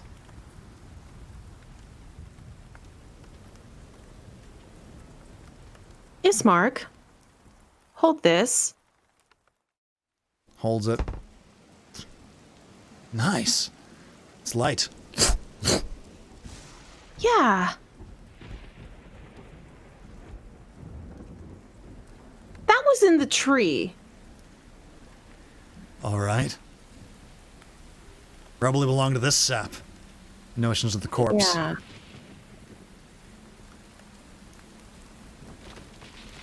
Does it? See, the thing is, Casimir and I tried to burn the tree down, and it just was like, it skipped that. Do you mind hitting this tree with that axe? No. Arches up. Whoa! Goes all the way through to the handle.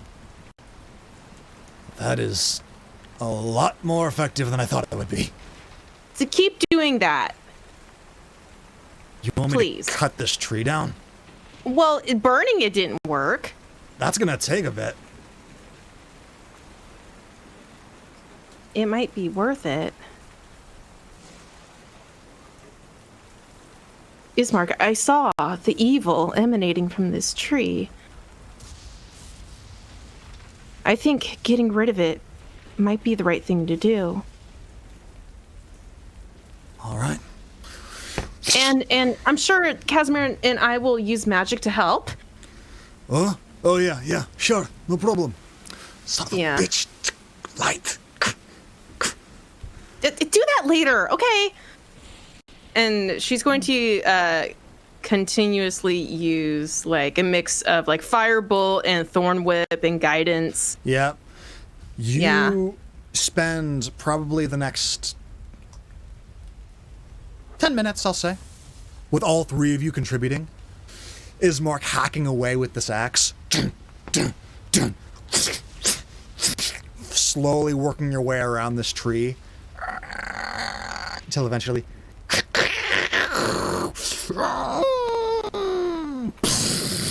And it slides down the hill, leaving a trail of thick mud behind it.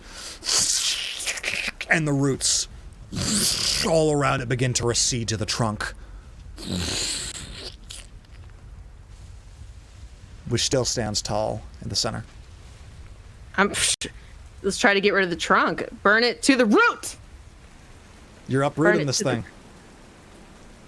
That's gonna take a while, but I know I'm good. Okay, that's gonna take a while. I mean, you can do it. Nothing's stopping you. I mean, while we're here, you know, we might as well do a good deed for the people of Barovia. Sure. You spend roughly like 3.5 to 4 hours here, completely demolishing and uprooting this tree. And after you lift up the trunk, light it ablaze. You look around. There's now a gigantic hole where the tree used to be a crater. So, hope that was worth it. Yeah. All right. Well, I don't think there's anything else here. We might as well head back and get some rest.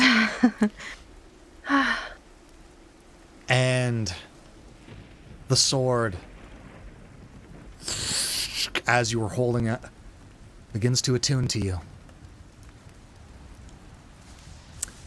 And you got yourself a new toy.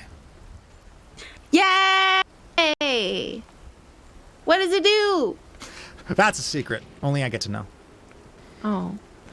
So, you got yourself a sunblade, a sunsword. Wow. Oh, I legitimately don't get to know what it No. does. It's just Sunsword. I gave you a handout, Oh, and I there's see. a description. Is there? Yep. Yep, there is. Scroll down. Oh, it says GM only visible to GM. Ha! Uh-huh. That's I'm over here like, are you trying to sass me when I Yeah. my eyeballs see nothing? There you go. There it is. Sorry about that, Chief. Yeah, those notes were only visible to me. My bad. It's just like I have a degree in reading. I swear I swear I don't see anything. A degree in reading. Yeah. Like I swear I don't read anything. Yep. Okay. Oh, sentience. Oh.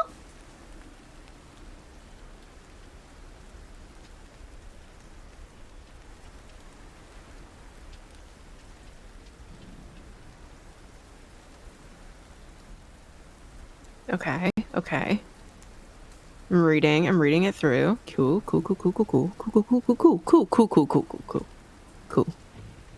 Okay. I figure Serena would learn this information slowly as she tunes more to it as far as like its emotions and stuff like that. Yep. But yeah. She'll probably spend time, trying to communicate with it. As they can't. After you attune to it, you instantly know how to wield it.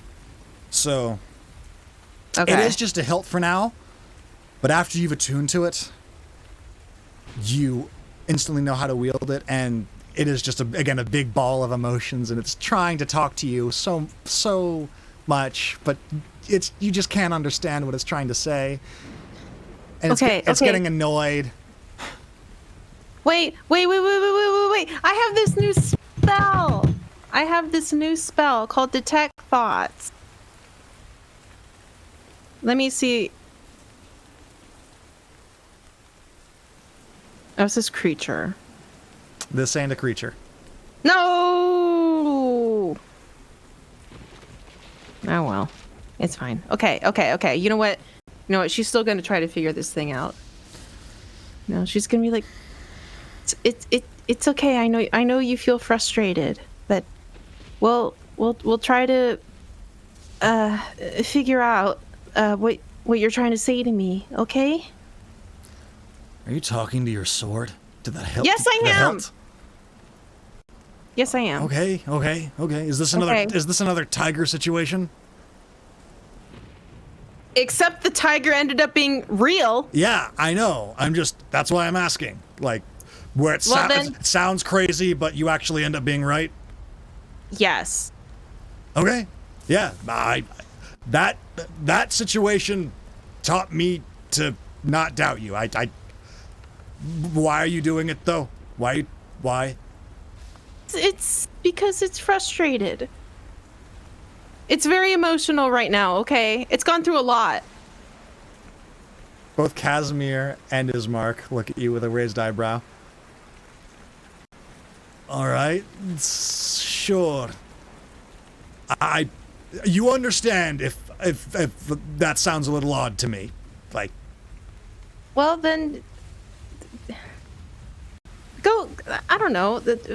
Who's talking right now? Casimir or both of Ismark? them? Well, both of them gave a snarky remark.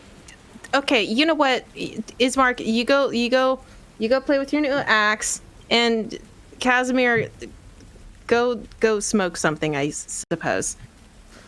You don't have to tell me twice.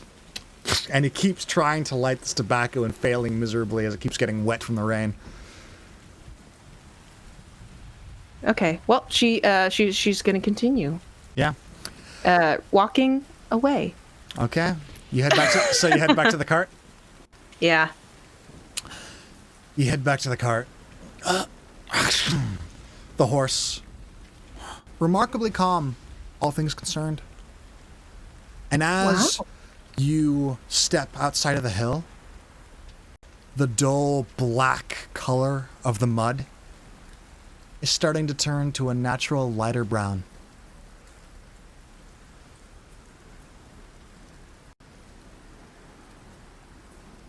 Good.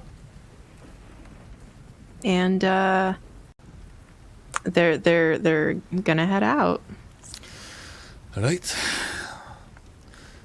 I hope that it was worth it. And you see a raven perched on a tree.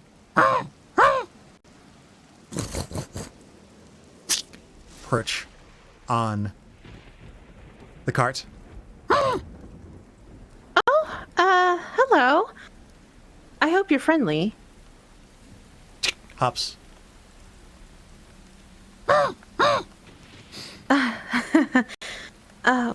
Well, I think we found what you were trying to show us. Thank you.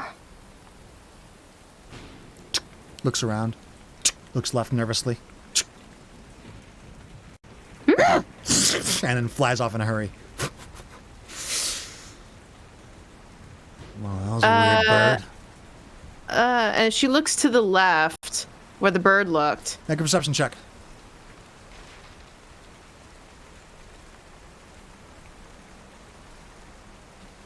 $19.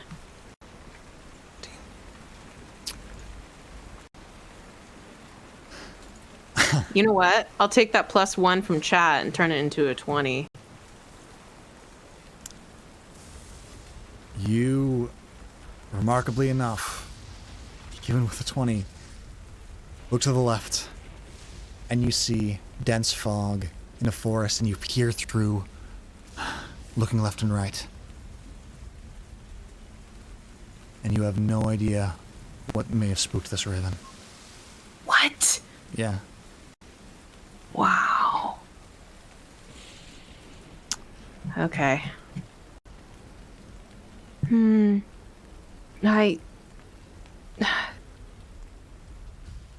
think something might have spooked the raven. We might want to be careful. Something is always scary here. Sits at the back of the cart. Where are we going to next? Well, we probably should find a place to camp. And then... You are all sopping wet from all this rain. Yeah, I mean, you know, she can just prestidigitation everyone dry, Yeah. but... It's still cold. Yeah, we need to find a good place, and then I can use magic to, you know, give us a place to rest, but... All right, well... Did we want to camp here, or did we want to head back? Because as soon as we start heading back, the elevation's going to go up, and it's going to get even colder. I kind of don't want to stay in this area. The place kind of creeps me out. I wouldn't blame you. So what's the plan, boss man? Or are you talking to me? Yeah. Okay.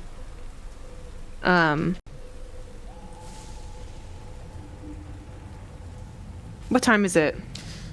Really hard to tell, especially now that you've entered in this place where clouds on top of the fog. It's dark. If you had to guess, it's probably going to turn into evening fairly soon.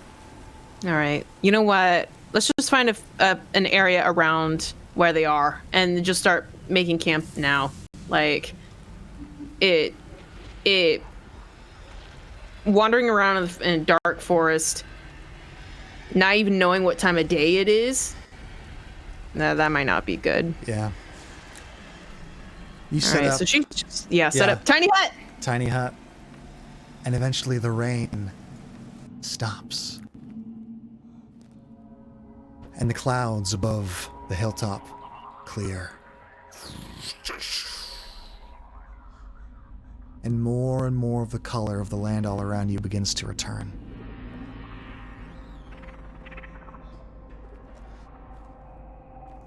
And Casimir is tending to his horse. Ismark is hitting an occasional tree with the axe, and then thrusting with this new spear. What are you doing? Well, after, prestidigitation, everyone, dry and clean and happy. Yeah, probably, have some food, rest.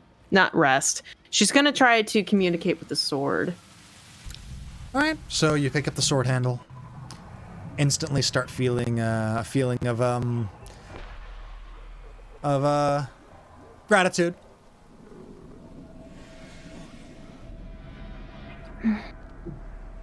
Well, you must be pretty happy that we found you. Another surge of gratitude comes from the hilt.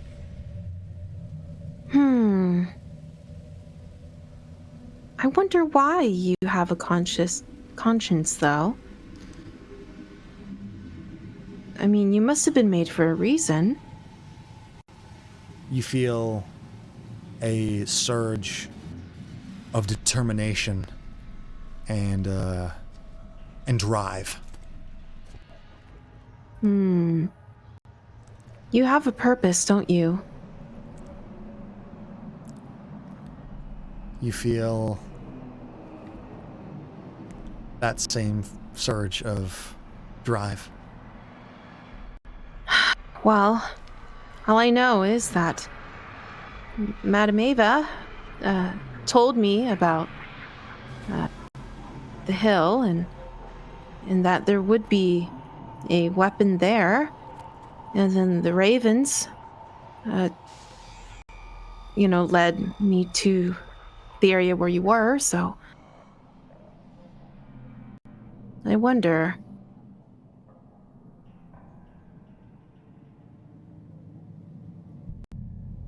I asked Madame Ava how to help me go home. And now I'm starting to see that the only way that I could possibly go home is to stop Strahd. At the mentioning of that, you feel a surge of joy mixed with anger and disgust.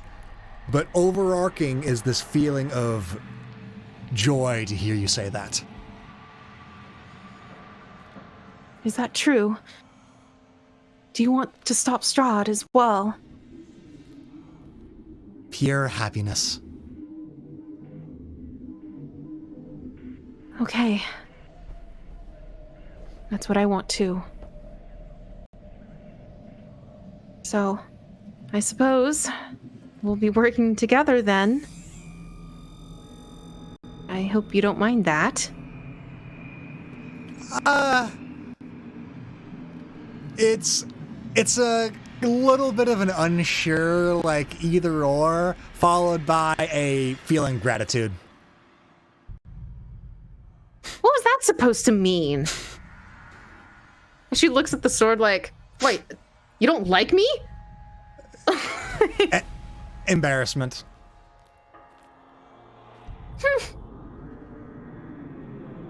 I bet you would prefer someone like Ismark, right? Confusion.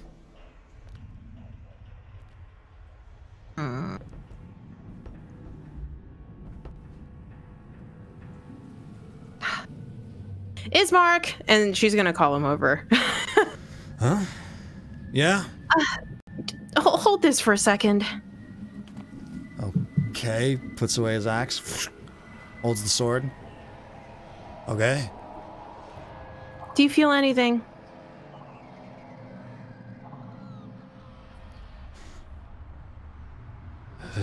Take it back. Oh, why? I know what you're talking about now, and I don't like that feeling. Take it back. Oh, okay, fine. And she takes it back.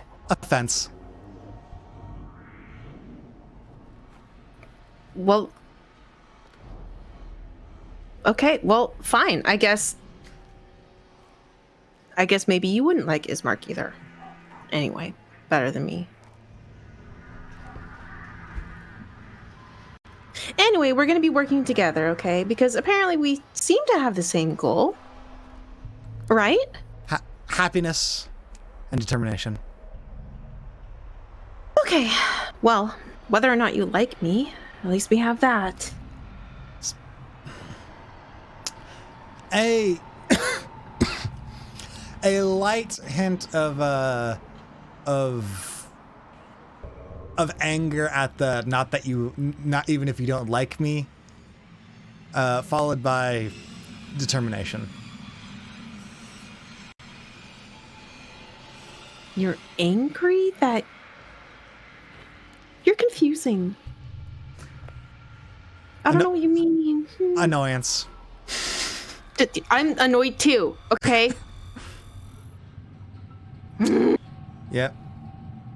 It's almost as if communicating with only emotions is pretty difficult. It's hard. It's a hard time, okay? It's like playing charades, but with no visuals, no sounds, no letters, numbers, symbols, or anything of the like. Mm-hmm.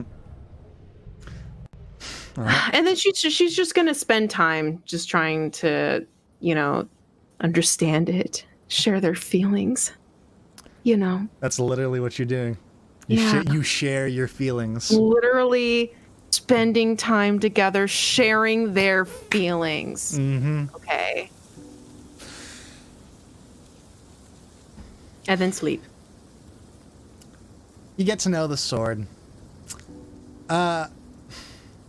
Make me a charisma check. That's my favorite word right there. That's not the roll that I want, though. Hang on. Stop that. Hold on. Hold. I don't think anyone gave you a natural 20. No one gave me a natural 20. Yep, nope. It's just all some plus twos and 1+1, and you used all of it. You know what? I ain't slept yet. I'm gonna use inspiration. Okay. And I'm gonna use guidance. Okay. Okay. The whole shebang. I got the whole gang here. So that is a 1d8, and that is a 1d. Oh, what the heck? That's. Wow. It just doesn't want it to happen. Okay, that's a +4. Great. There. So that's a 13. So you spend all night, and this sword is trying so hard to communicate with you, and it is so confusing. But every time you mention Strahd, it gets really angry, livid. It's an anger that it's hard to put into words, which is fitting, and it's a very effective way of communicating this way because it is an anger that you're not even sure if you could be capable of feeling. It is such intense anger and hatred. You know what? Sure, if you want to use that natural 20, Lady Pascal wants to... Be friends! Do you want to use that natural 20? I want to be friends with the sword. Okay. I want us to share our feelings, and we want to understand each other. Okay. Okay. With a natural 20, you start swapping stories. You tell start telling about your home and where you came from, and you start bringing up family. Yeah, my hopes and dreams. Mm-hmm. Being a great bard like my grandmother. Mm-hmm. And at the my favorite song. Yeah, and at the talk of family, that transitions into Strahd And at the talk of family and Strahd, a shift starts to happen, a feeling of confusion and love. And that's the first time that you feel like love for Strahd, is when he said Strahd and family. And then you continue to talk, and you learn that this sword had a fierce love for a member of Strahd's family. And he started just going, like, listing off names of like, family relations. And eventually landed on brother. That this sword once belonged to Strahd's brother. And the sword loved his brother a lot. Wow. I didn't know he had a brother. I'm sure he has family. Yeah. What was he like? Feeling of joy. Feeling of passion. Feeling of love. Which is really confusing because it's like you're feeling like the sword was coming on to you for a second. But yeah, but you know that it's in the context of what you're asking. Okay. Okay. And I've never been hit on by a sword before. It's first. Yeah, and a feeling of calm, and followed by a little bit of a feeling of smugness, like overconfidence. Okay. Okay. So he seems sort of like every guy I've ever met in my Bard college. The sword feels confused at that, followed by a hint of offense. What? Am I wrong? I mean, he seems like, he's like a very, he's a very, like, romantic, but, like, cheery, but, like, also a little full of himself and thinks that he's a little better than everyone else. But, you feel a heavy sense of annoyance and anger and denial. Oh, okay. I'm sorry. Okay, finally, maybe not all, they're not all like that, but, like, sorry, a lot of them were. Okay.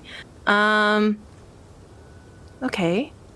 So he seems like... Did I get the first few correct? Sword? Yeah, do you have a name? I don't know what to call you. Indifference. You don't care? Okay, I'll figure out a name for you eventually. But did some of the earlier stuff that she said seem accurate or no? It's you're talking pretty fast. It's like, it's listening to you. It's trying to take in things, and yeah. Okay. It seems to admire Strahd's brother a lot. Okay. So, okay. Knowing what I am getting from you and what I know of Strahd. Anger and fury. Right. Anger and fury. He probably was an attractive person. A very, likable person. At the likable, you feel a sense of joy. At the attractive, it's more confusion. Okay. I mean, you're a sword. I guess you're not trying to hit on your owner. That's understandable. I wouldn't do that either if I was a sword. And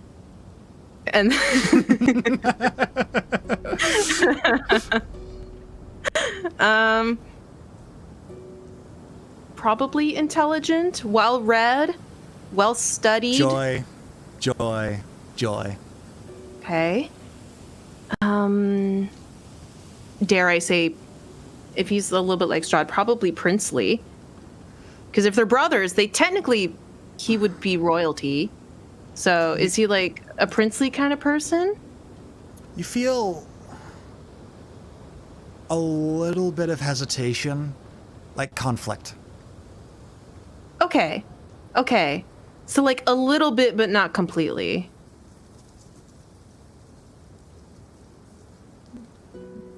Some,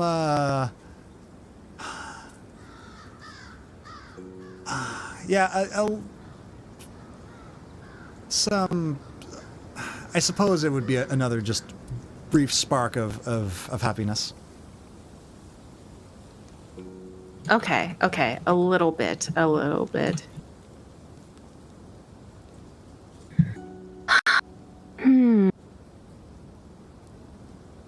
If he was a romantic person,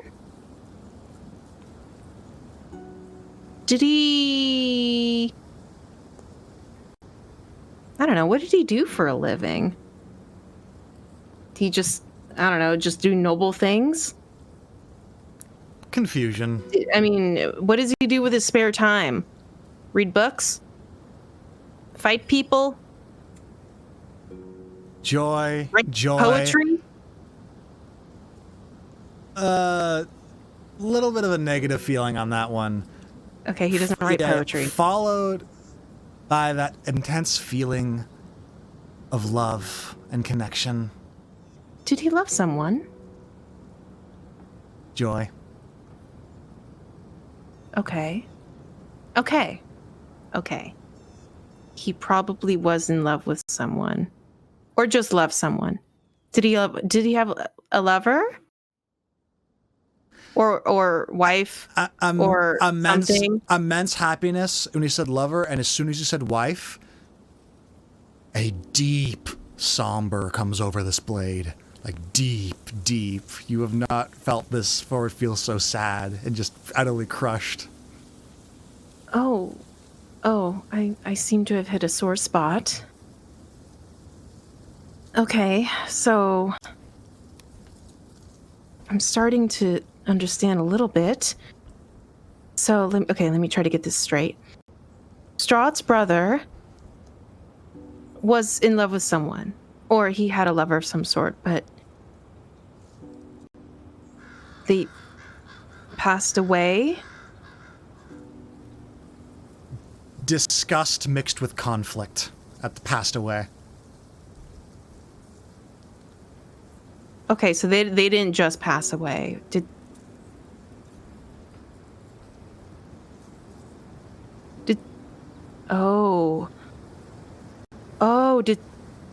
Strahd have anything to do with it?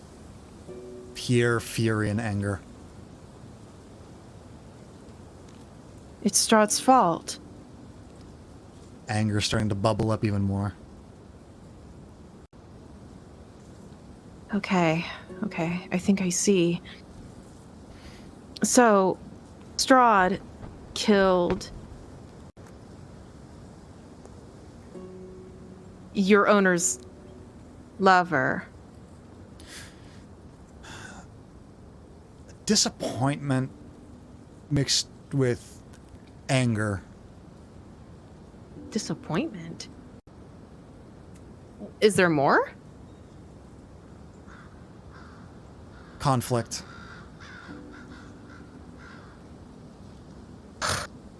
Okay. Okay. Have I been correct so far, at least, Sword? Joy and honestly a little bit of it's like a lesser version of the love that you had earlier that amounts to something of like feeling respect. Like it's impressed. Aww. Thanks. Me and my big brain. Okay. I can play this all night. And I'm actually having a blast trying to communicate to you with I'm emotion. having a blast too. I don't know if you had anything else planned for this session, except for extended charades. So, I mean, I don't know if you have anything else planned. If you have anything else planned, then I don't know. But I'll just keep playing this game. You do what you want, Nola. If you rolled a natural 20 and you got some great information out of it. Yeah. Okay. So, Strahd killed your owner's lover, wife, somewhere in that ballpark. Okay. Conflicts. Okay. A lot of conflicts. How long ago did this happen? Do you know how old you are? Or do you know how long ago that happened back then?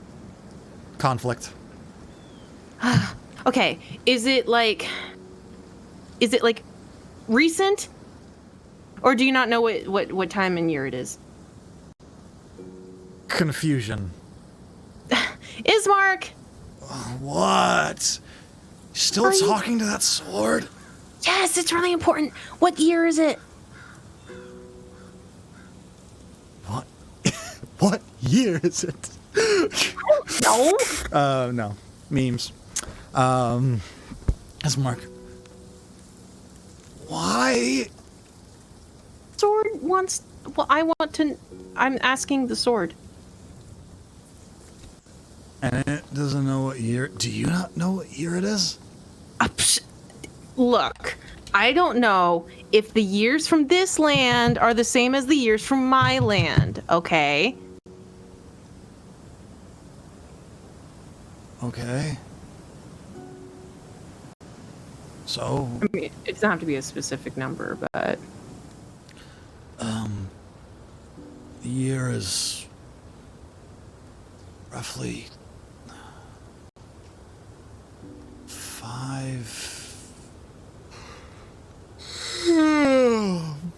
43 cycles. And it goes back to sleep. Okay. 543 cycles. So, does that tell you anything?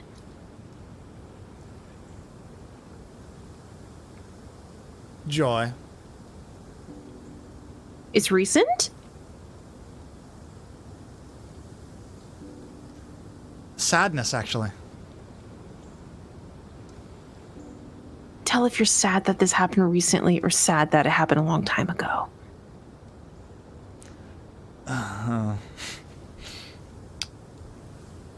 Frustration. You know what? Same. You know what? Same, sword. Same. Okay. Okay. Happened recently, or did this happen a long time ago? Okay. You know what? Might be a better question. Where's your owner? Depression. Oh, did he pass away too? Anger, fury, disgust.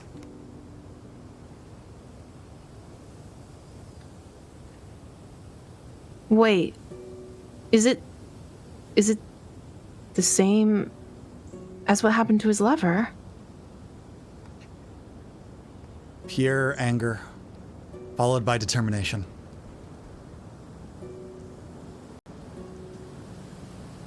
I'm not 100% sure what that means. Is it a yes? Is that a no? Is that... It feels very determined. Okay. Okay, sword. You let me know if this is correct. Did Strahd kill both his brother and his lover? The sword erupts a bright light. And Casimir and Ismark are like, oh, gee, what the hell? What the? And they're covering their eyes. Sorry. And it is emitting a bright sunlight all around it. Emitting from the hilt. A bright gold beam. God, what the hell? Turn that thing off.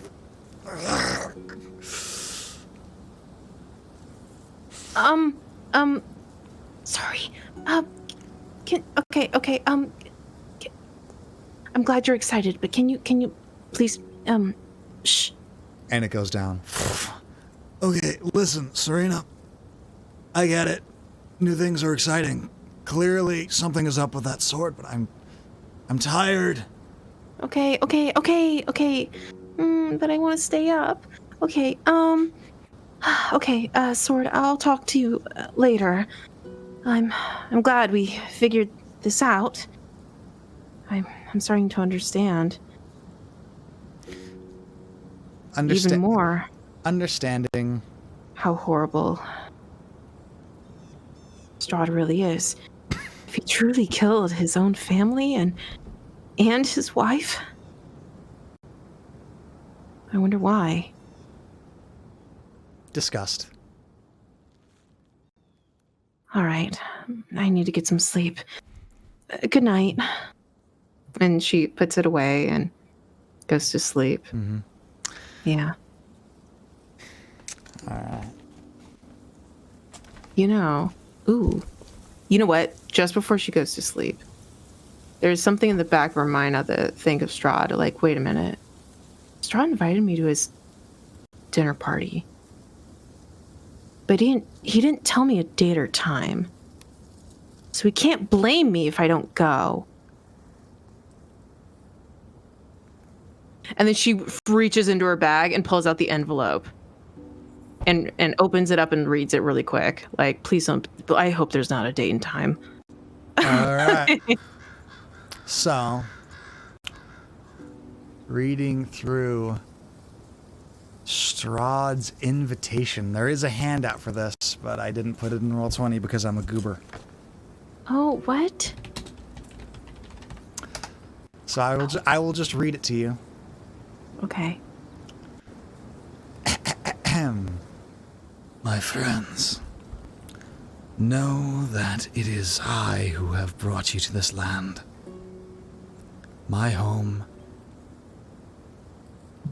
And know that I alone can release you from it. I bid you dine with me at my castle, so that we can meet in civilized surroundings. Your passage here will be a joyful one. I await your arrival. Yours, your host, Strahd von Zarovich. Oh, thank the gods he did not put a time or date. Whew! All right, I'm going to go to sleep. And she puts it away and goes straight to sleep. All right. Out. He didn't put a time or date. That's his fault. He should have mentioned a time. Listen, you don't make a party and then just not tell people when it's going to be. Yeah, if I recall, he said that he was expecting you very soon, but that is pretty vague. What does that mean? Yeah, that is pretty vague. What does that mean? Is that a day? Yeah. Is that a week? It's up. Are we talking his soon or mortal people soon? Yeah, it's up to Because you. vampire soon could be like 2 years. Yep. It's up to you. Means nothing. It's up to you to how to interpret it. That is for certain. I can always say, listen, dude, you didn't specify date or time. Okay? So whose fault is it if I don't show up? Whose fault is it if I don't show up?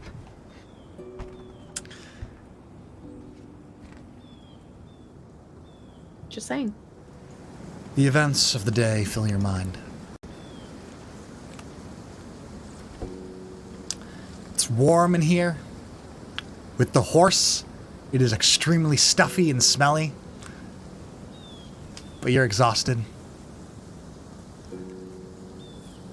And eventually sleep does take you.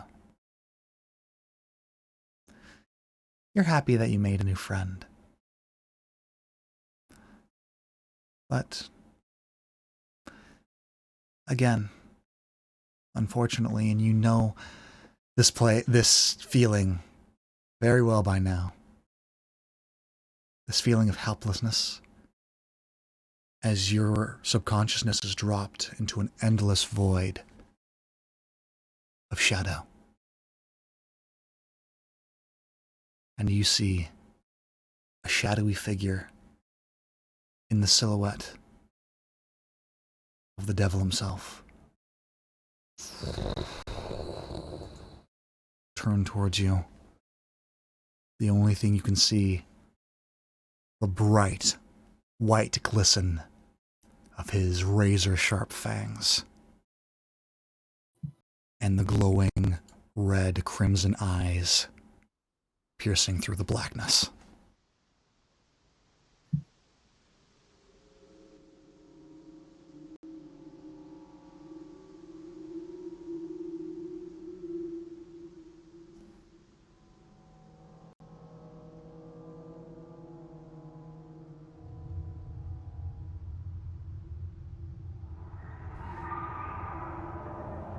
He's just staring at you.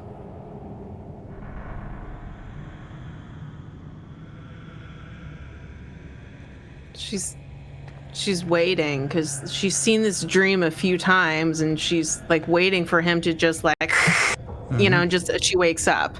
That's what she's waiting for it now. Yep. He's just watching you from afar.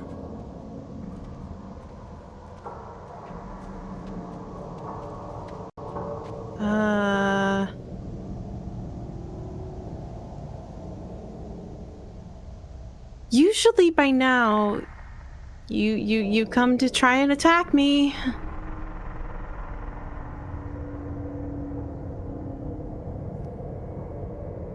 And you see him draw a blade. Still shadowy.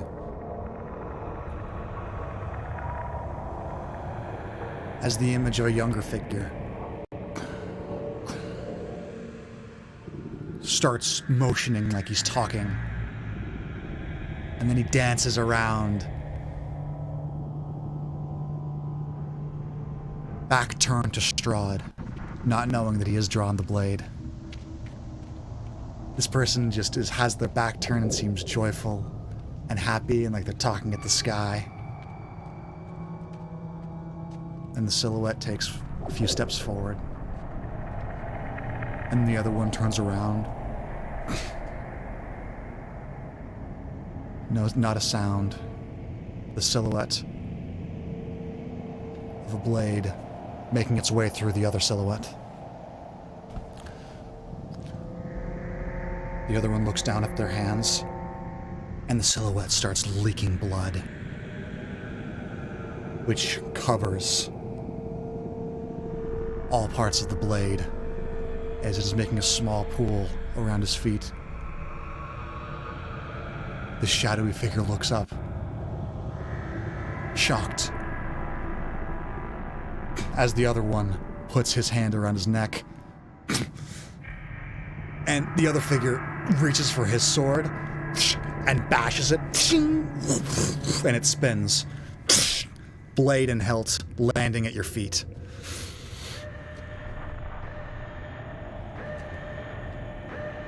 And the bright white teeth show themselves and dig into this person's neck.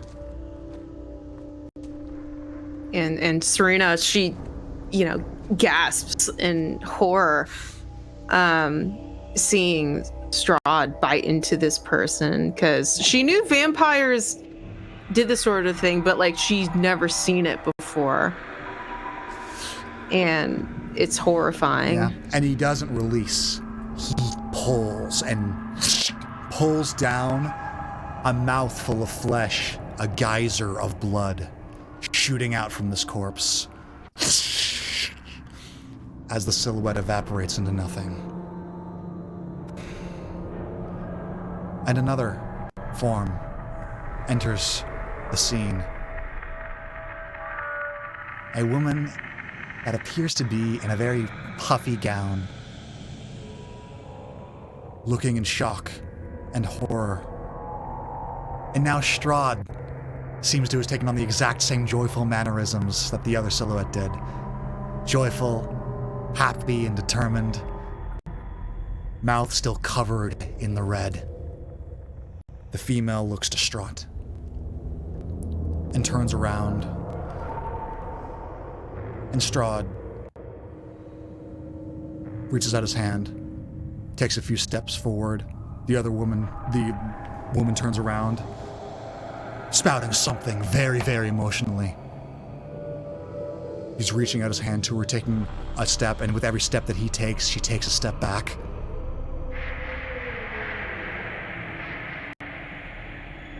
And then the woman turns around and leaps into an abyss, and Strahd bolts after it, reaching out his hand, nearly catching the end of her dress, but just missing. As both shapes disappear.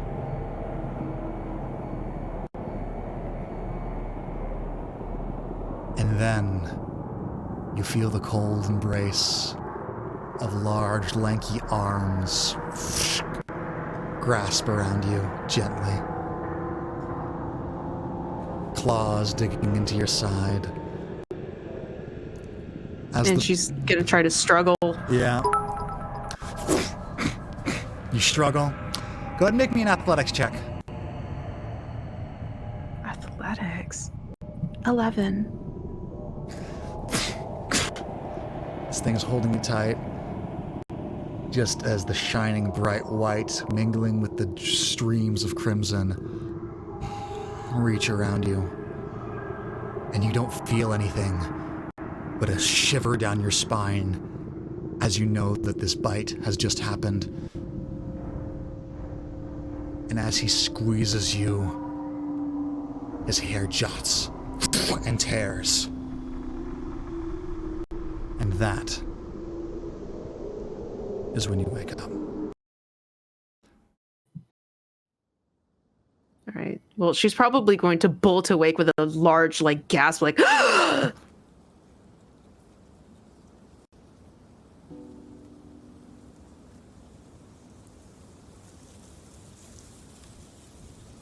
What? Huh?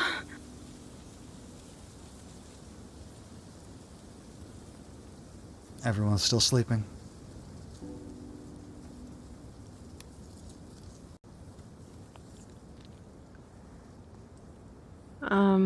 Can she tell what time it is at all? It's dark, but it's not pitch black, so the sun's probably just coming up. Okay. Well, she's gonna feel her neck, You feel your neck, and you reach over, and for a second you feel it, and you feel two little grooves, and then you feel it again and it's smooth.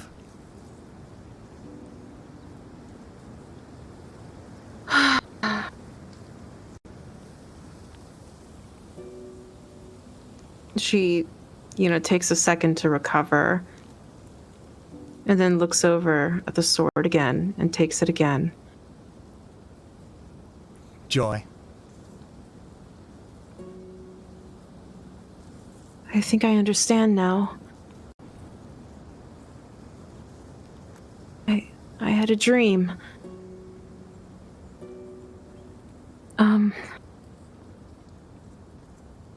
I saw Strahd and a young man. Strahd killed him and then bit into him. And then there was a woman. And Strahd, he seemed to try to...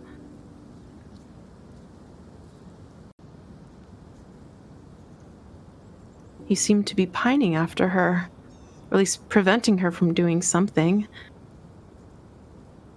And she jumped from something. And Strahd didn't catch her. At least didn't catch her in time.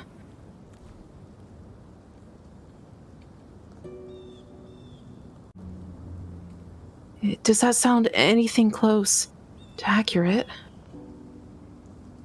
Was that all just a dream? Confusion. mixed with a tinge of anger and disgust, mixed with a healthy dose of sorrow.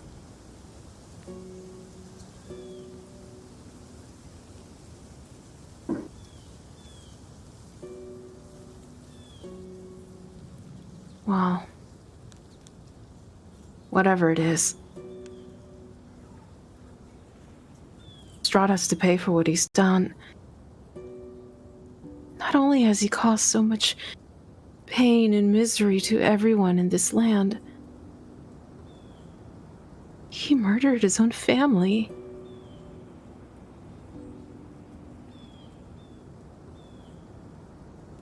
He's a monster. Fury. And we'll stop him. Joy. Pure happiness. We'll stop him. Somehow, someday, we will.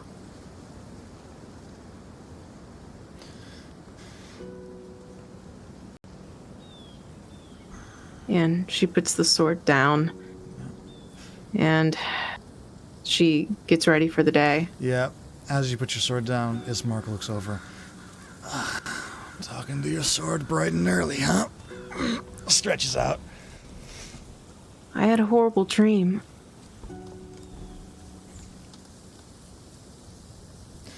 Yeah. Those aren't uncommon around these parts. You want to talk about it?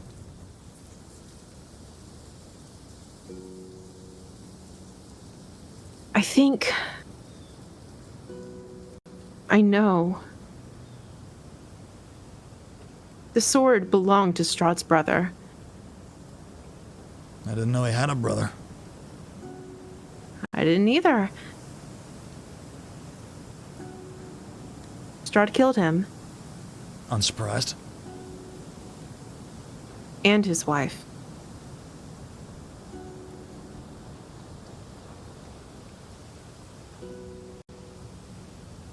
Is this relevant? Does this all of a sudden make him irredeemable? Because as far as I'm concerned, he was already past that point. Well, I don't know. It's just... I feel like the more I know, the better, at least. And this sword... Sword wants to kill Strahd. Good. Then let's give it what it wants. Right.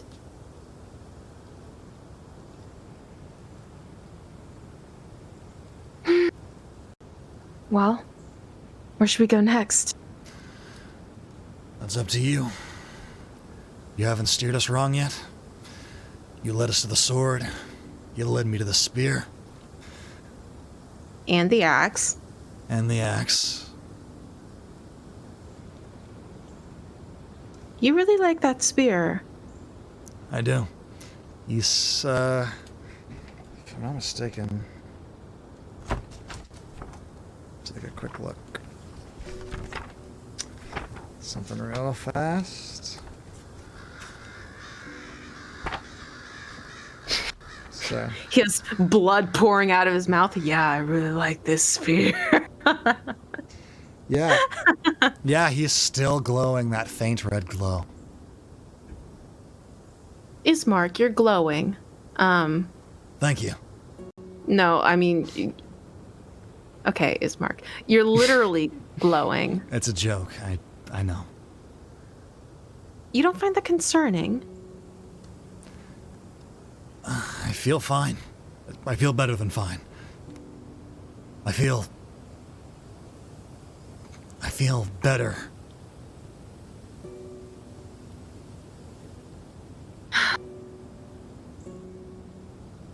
Well, that's good. It's just... I don't know. I would be careful with that spear. Well, seems to kill things real well. I'm gonna keep using it that way. Doesn't talk to me, though. So that's kind of disappointing, I guess. Not really. That whole emotion thing is... gives me the creeps. Why? You don't like emotions, Ismark? Are emotions too difficult for you to talk about? Shut up.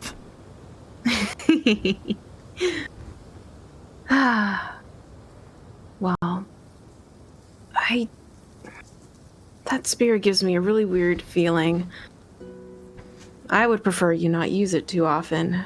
Probably best to use the axe, but... The spear seems better. In every way. Other than chopping down trees. I will say that axe is amazing for chopping down trees. Wonderful. All right. Well, I guess you can keep using the spear for now. It's just, I don't like it. Here. Why don't you hold it for a second? Maybe see how it feels? Know that it's fine.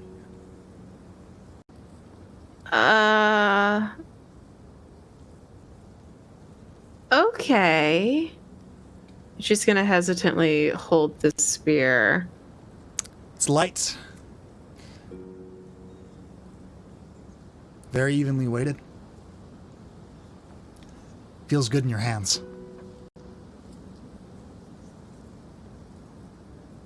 She doesn't feel weird or anything like that. You don't feel weird, no. The spear is, however, seemingly permanently blood-stained in several places. Definitely creepy looking. Yeah. This spear's very creepy. But, I mean, doesn't feel bad. Yeah, it feels fine. It feels great. It's a perfectly functional spear.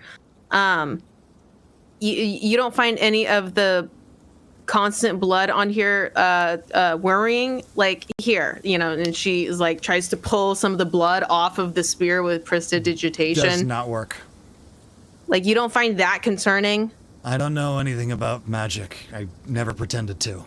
All I know is that the spear's effective. This is not normal. I trust you. But I can take care of myself. I mean, I know I hit those golems and I nearly got us all killed. But that I was literally just about to say that. That was lesson learned. And you know what? I was behind. The only time I took point last time was when you were hurt. I'm figuring this out, okay? Okay. And she gives it back. It's odd. It just feels like this thing was made for me.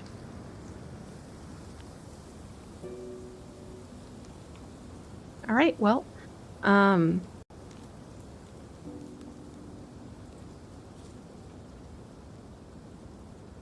trying to think.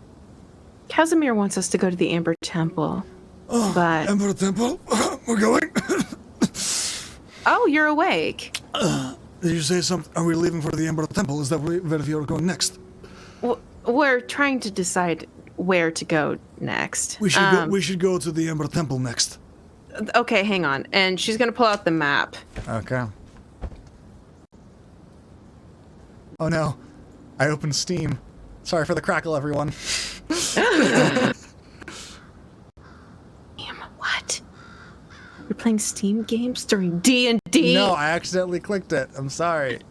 Wow, am I that uninteresting of a player that... Yeah, there's the crackling. There's the crackling. Yep. Saw that coming. Sorry, everyone. Sorry. Okay. Now, closed Steam. Map. Hey, if I was able to play like Call of Duty while doing this, that would be way more impressive than annoying, I think. Okay, there we go. So we're over there. The Amber Temple is somewhere below that. The Ember Temple is some... Casimir goes over. if I remember it correctly...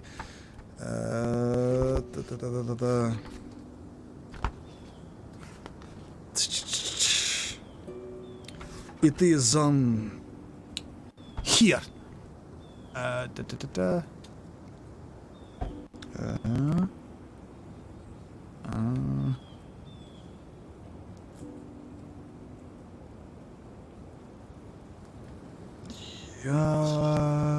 Here.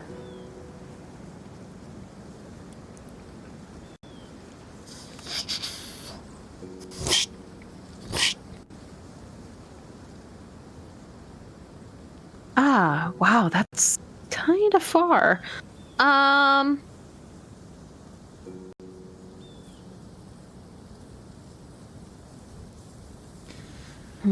Yeah, an old forgotten path will take us there.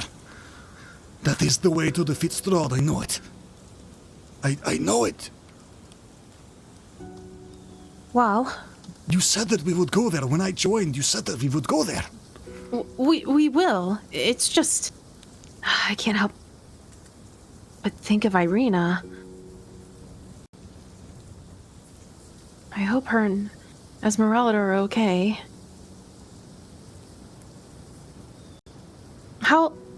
How long has it been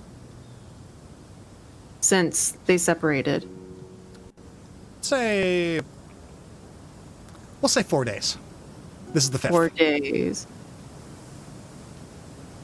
And how long would it take for us to go from the tree to Krezk? Probably, I'll say roughly 2 days of travel. Or one really, really, really, really horrible and long day. I'm just trying to think. I wonder how long Strahd would be combing the area. If we go to Krezk too early, and he finds us traveling there... Something tells me he's probably still watching us somehow. We still don't really know how he gets his information. Well, he tried regular spies, and that didn't work. How do we know that that's true? And he looks over at Casimir. You're a piece of shit, you know that? I don't know. I mean, could be the wolves that we keep killing. Could be.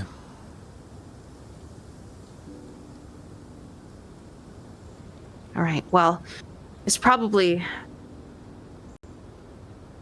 Here's what I'm thinking.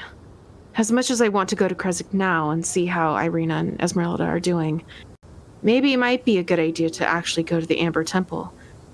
If we go to the Amber Temple, then Strahd will have no idea where Irina and Esmeralda are according to where we're going. But if we start heading towards Krezk,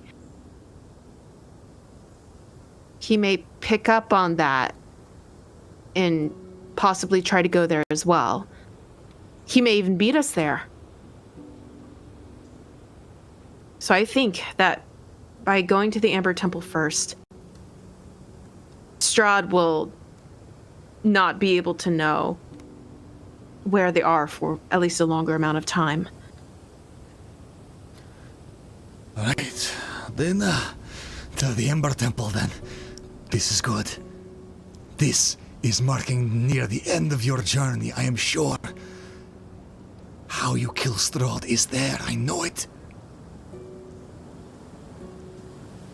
Sure thing, old man. Well, what I need to kill Strahd I might already have, and she looks at the sword. You know, now she has it attached to her hilt, but...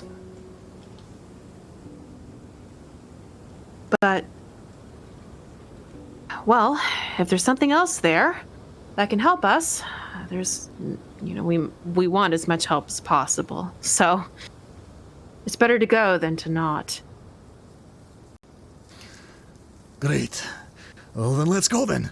Up, up. And he looks at the horse, who is just standing, wanting to leave the dome constantly, but is tied and just can't. Okay. And she releases the dome. Mm-hmm. And she has good berries that she made last night for everyone. Yeah, everyone has a hearty breakfast of berries.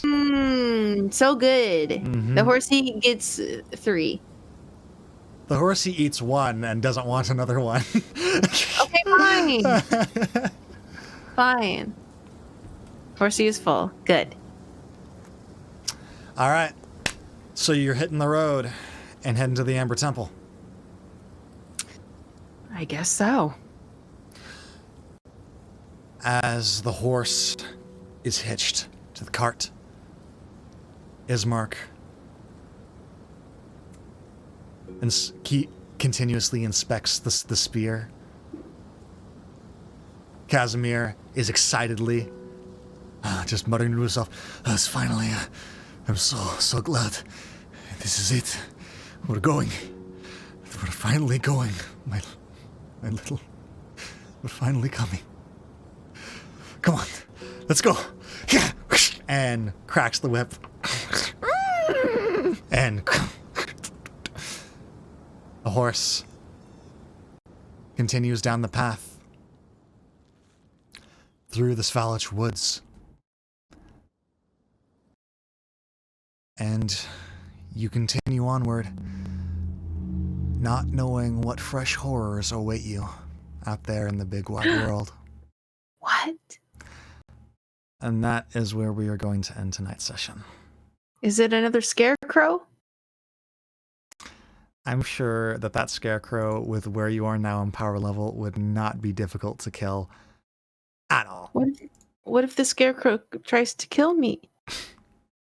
Then you'll kill it. I have faith in you. Scarecrows are spooky. They are.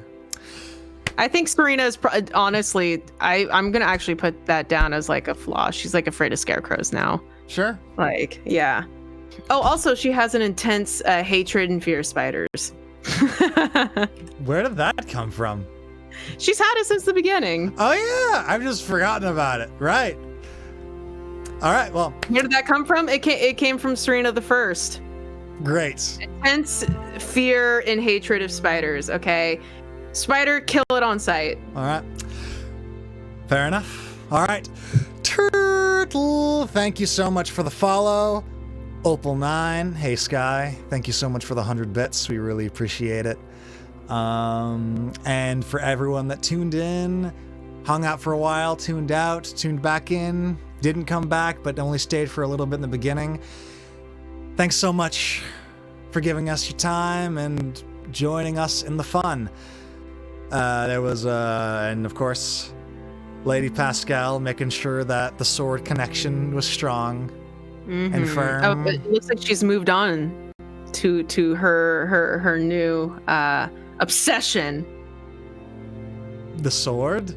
Or Ismark? No, Ismark. Oh. Yeah, strong, handsome burgomaster Ismark. Hey, you know what? When if Strahd and Ismark ever end up fighting, muscles. Oh wow! Apparently, she's just a fan of long spears. Well, thank you everyone so much for watching. We will continue this in 2 Saturdays from now.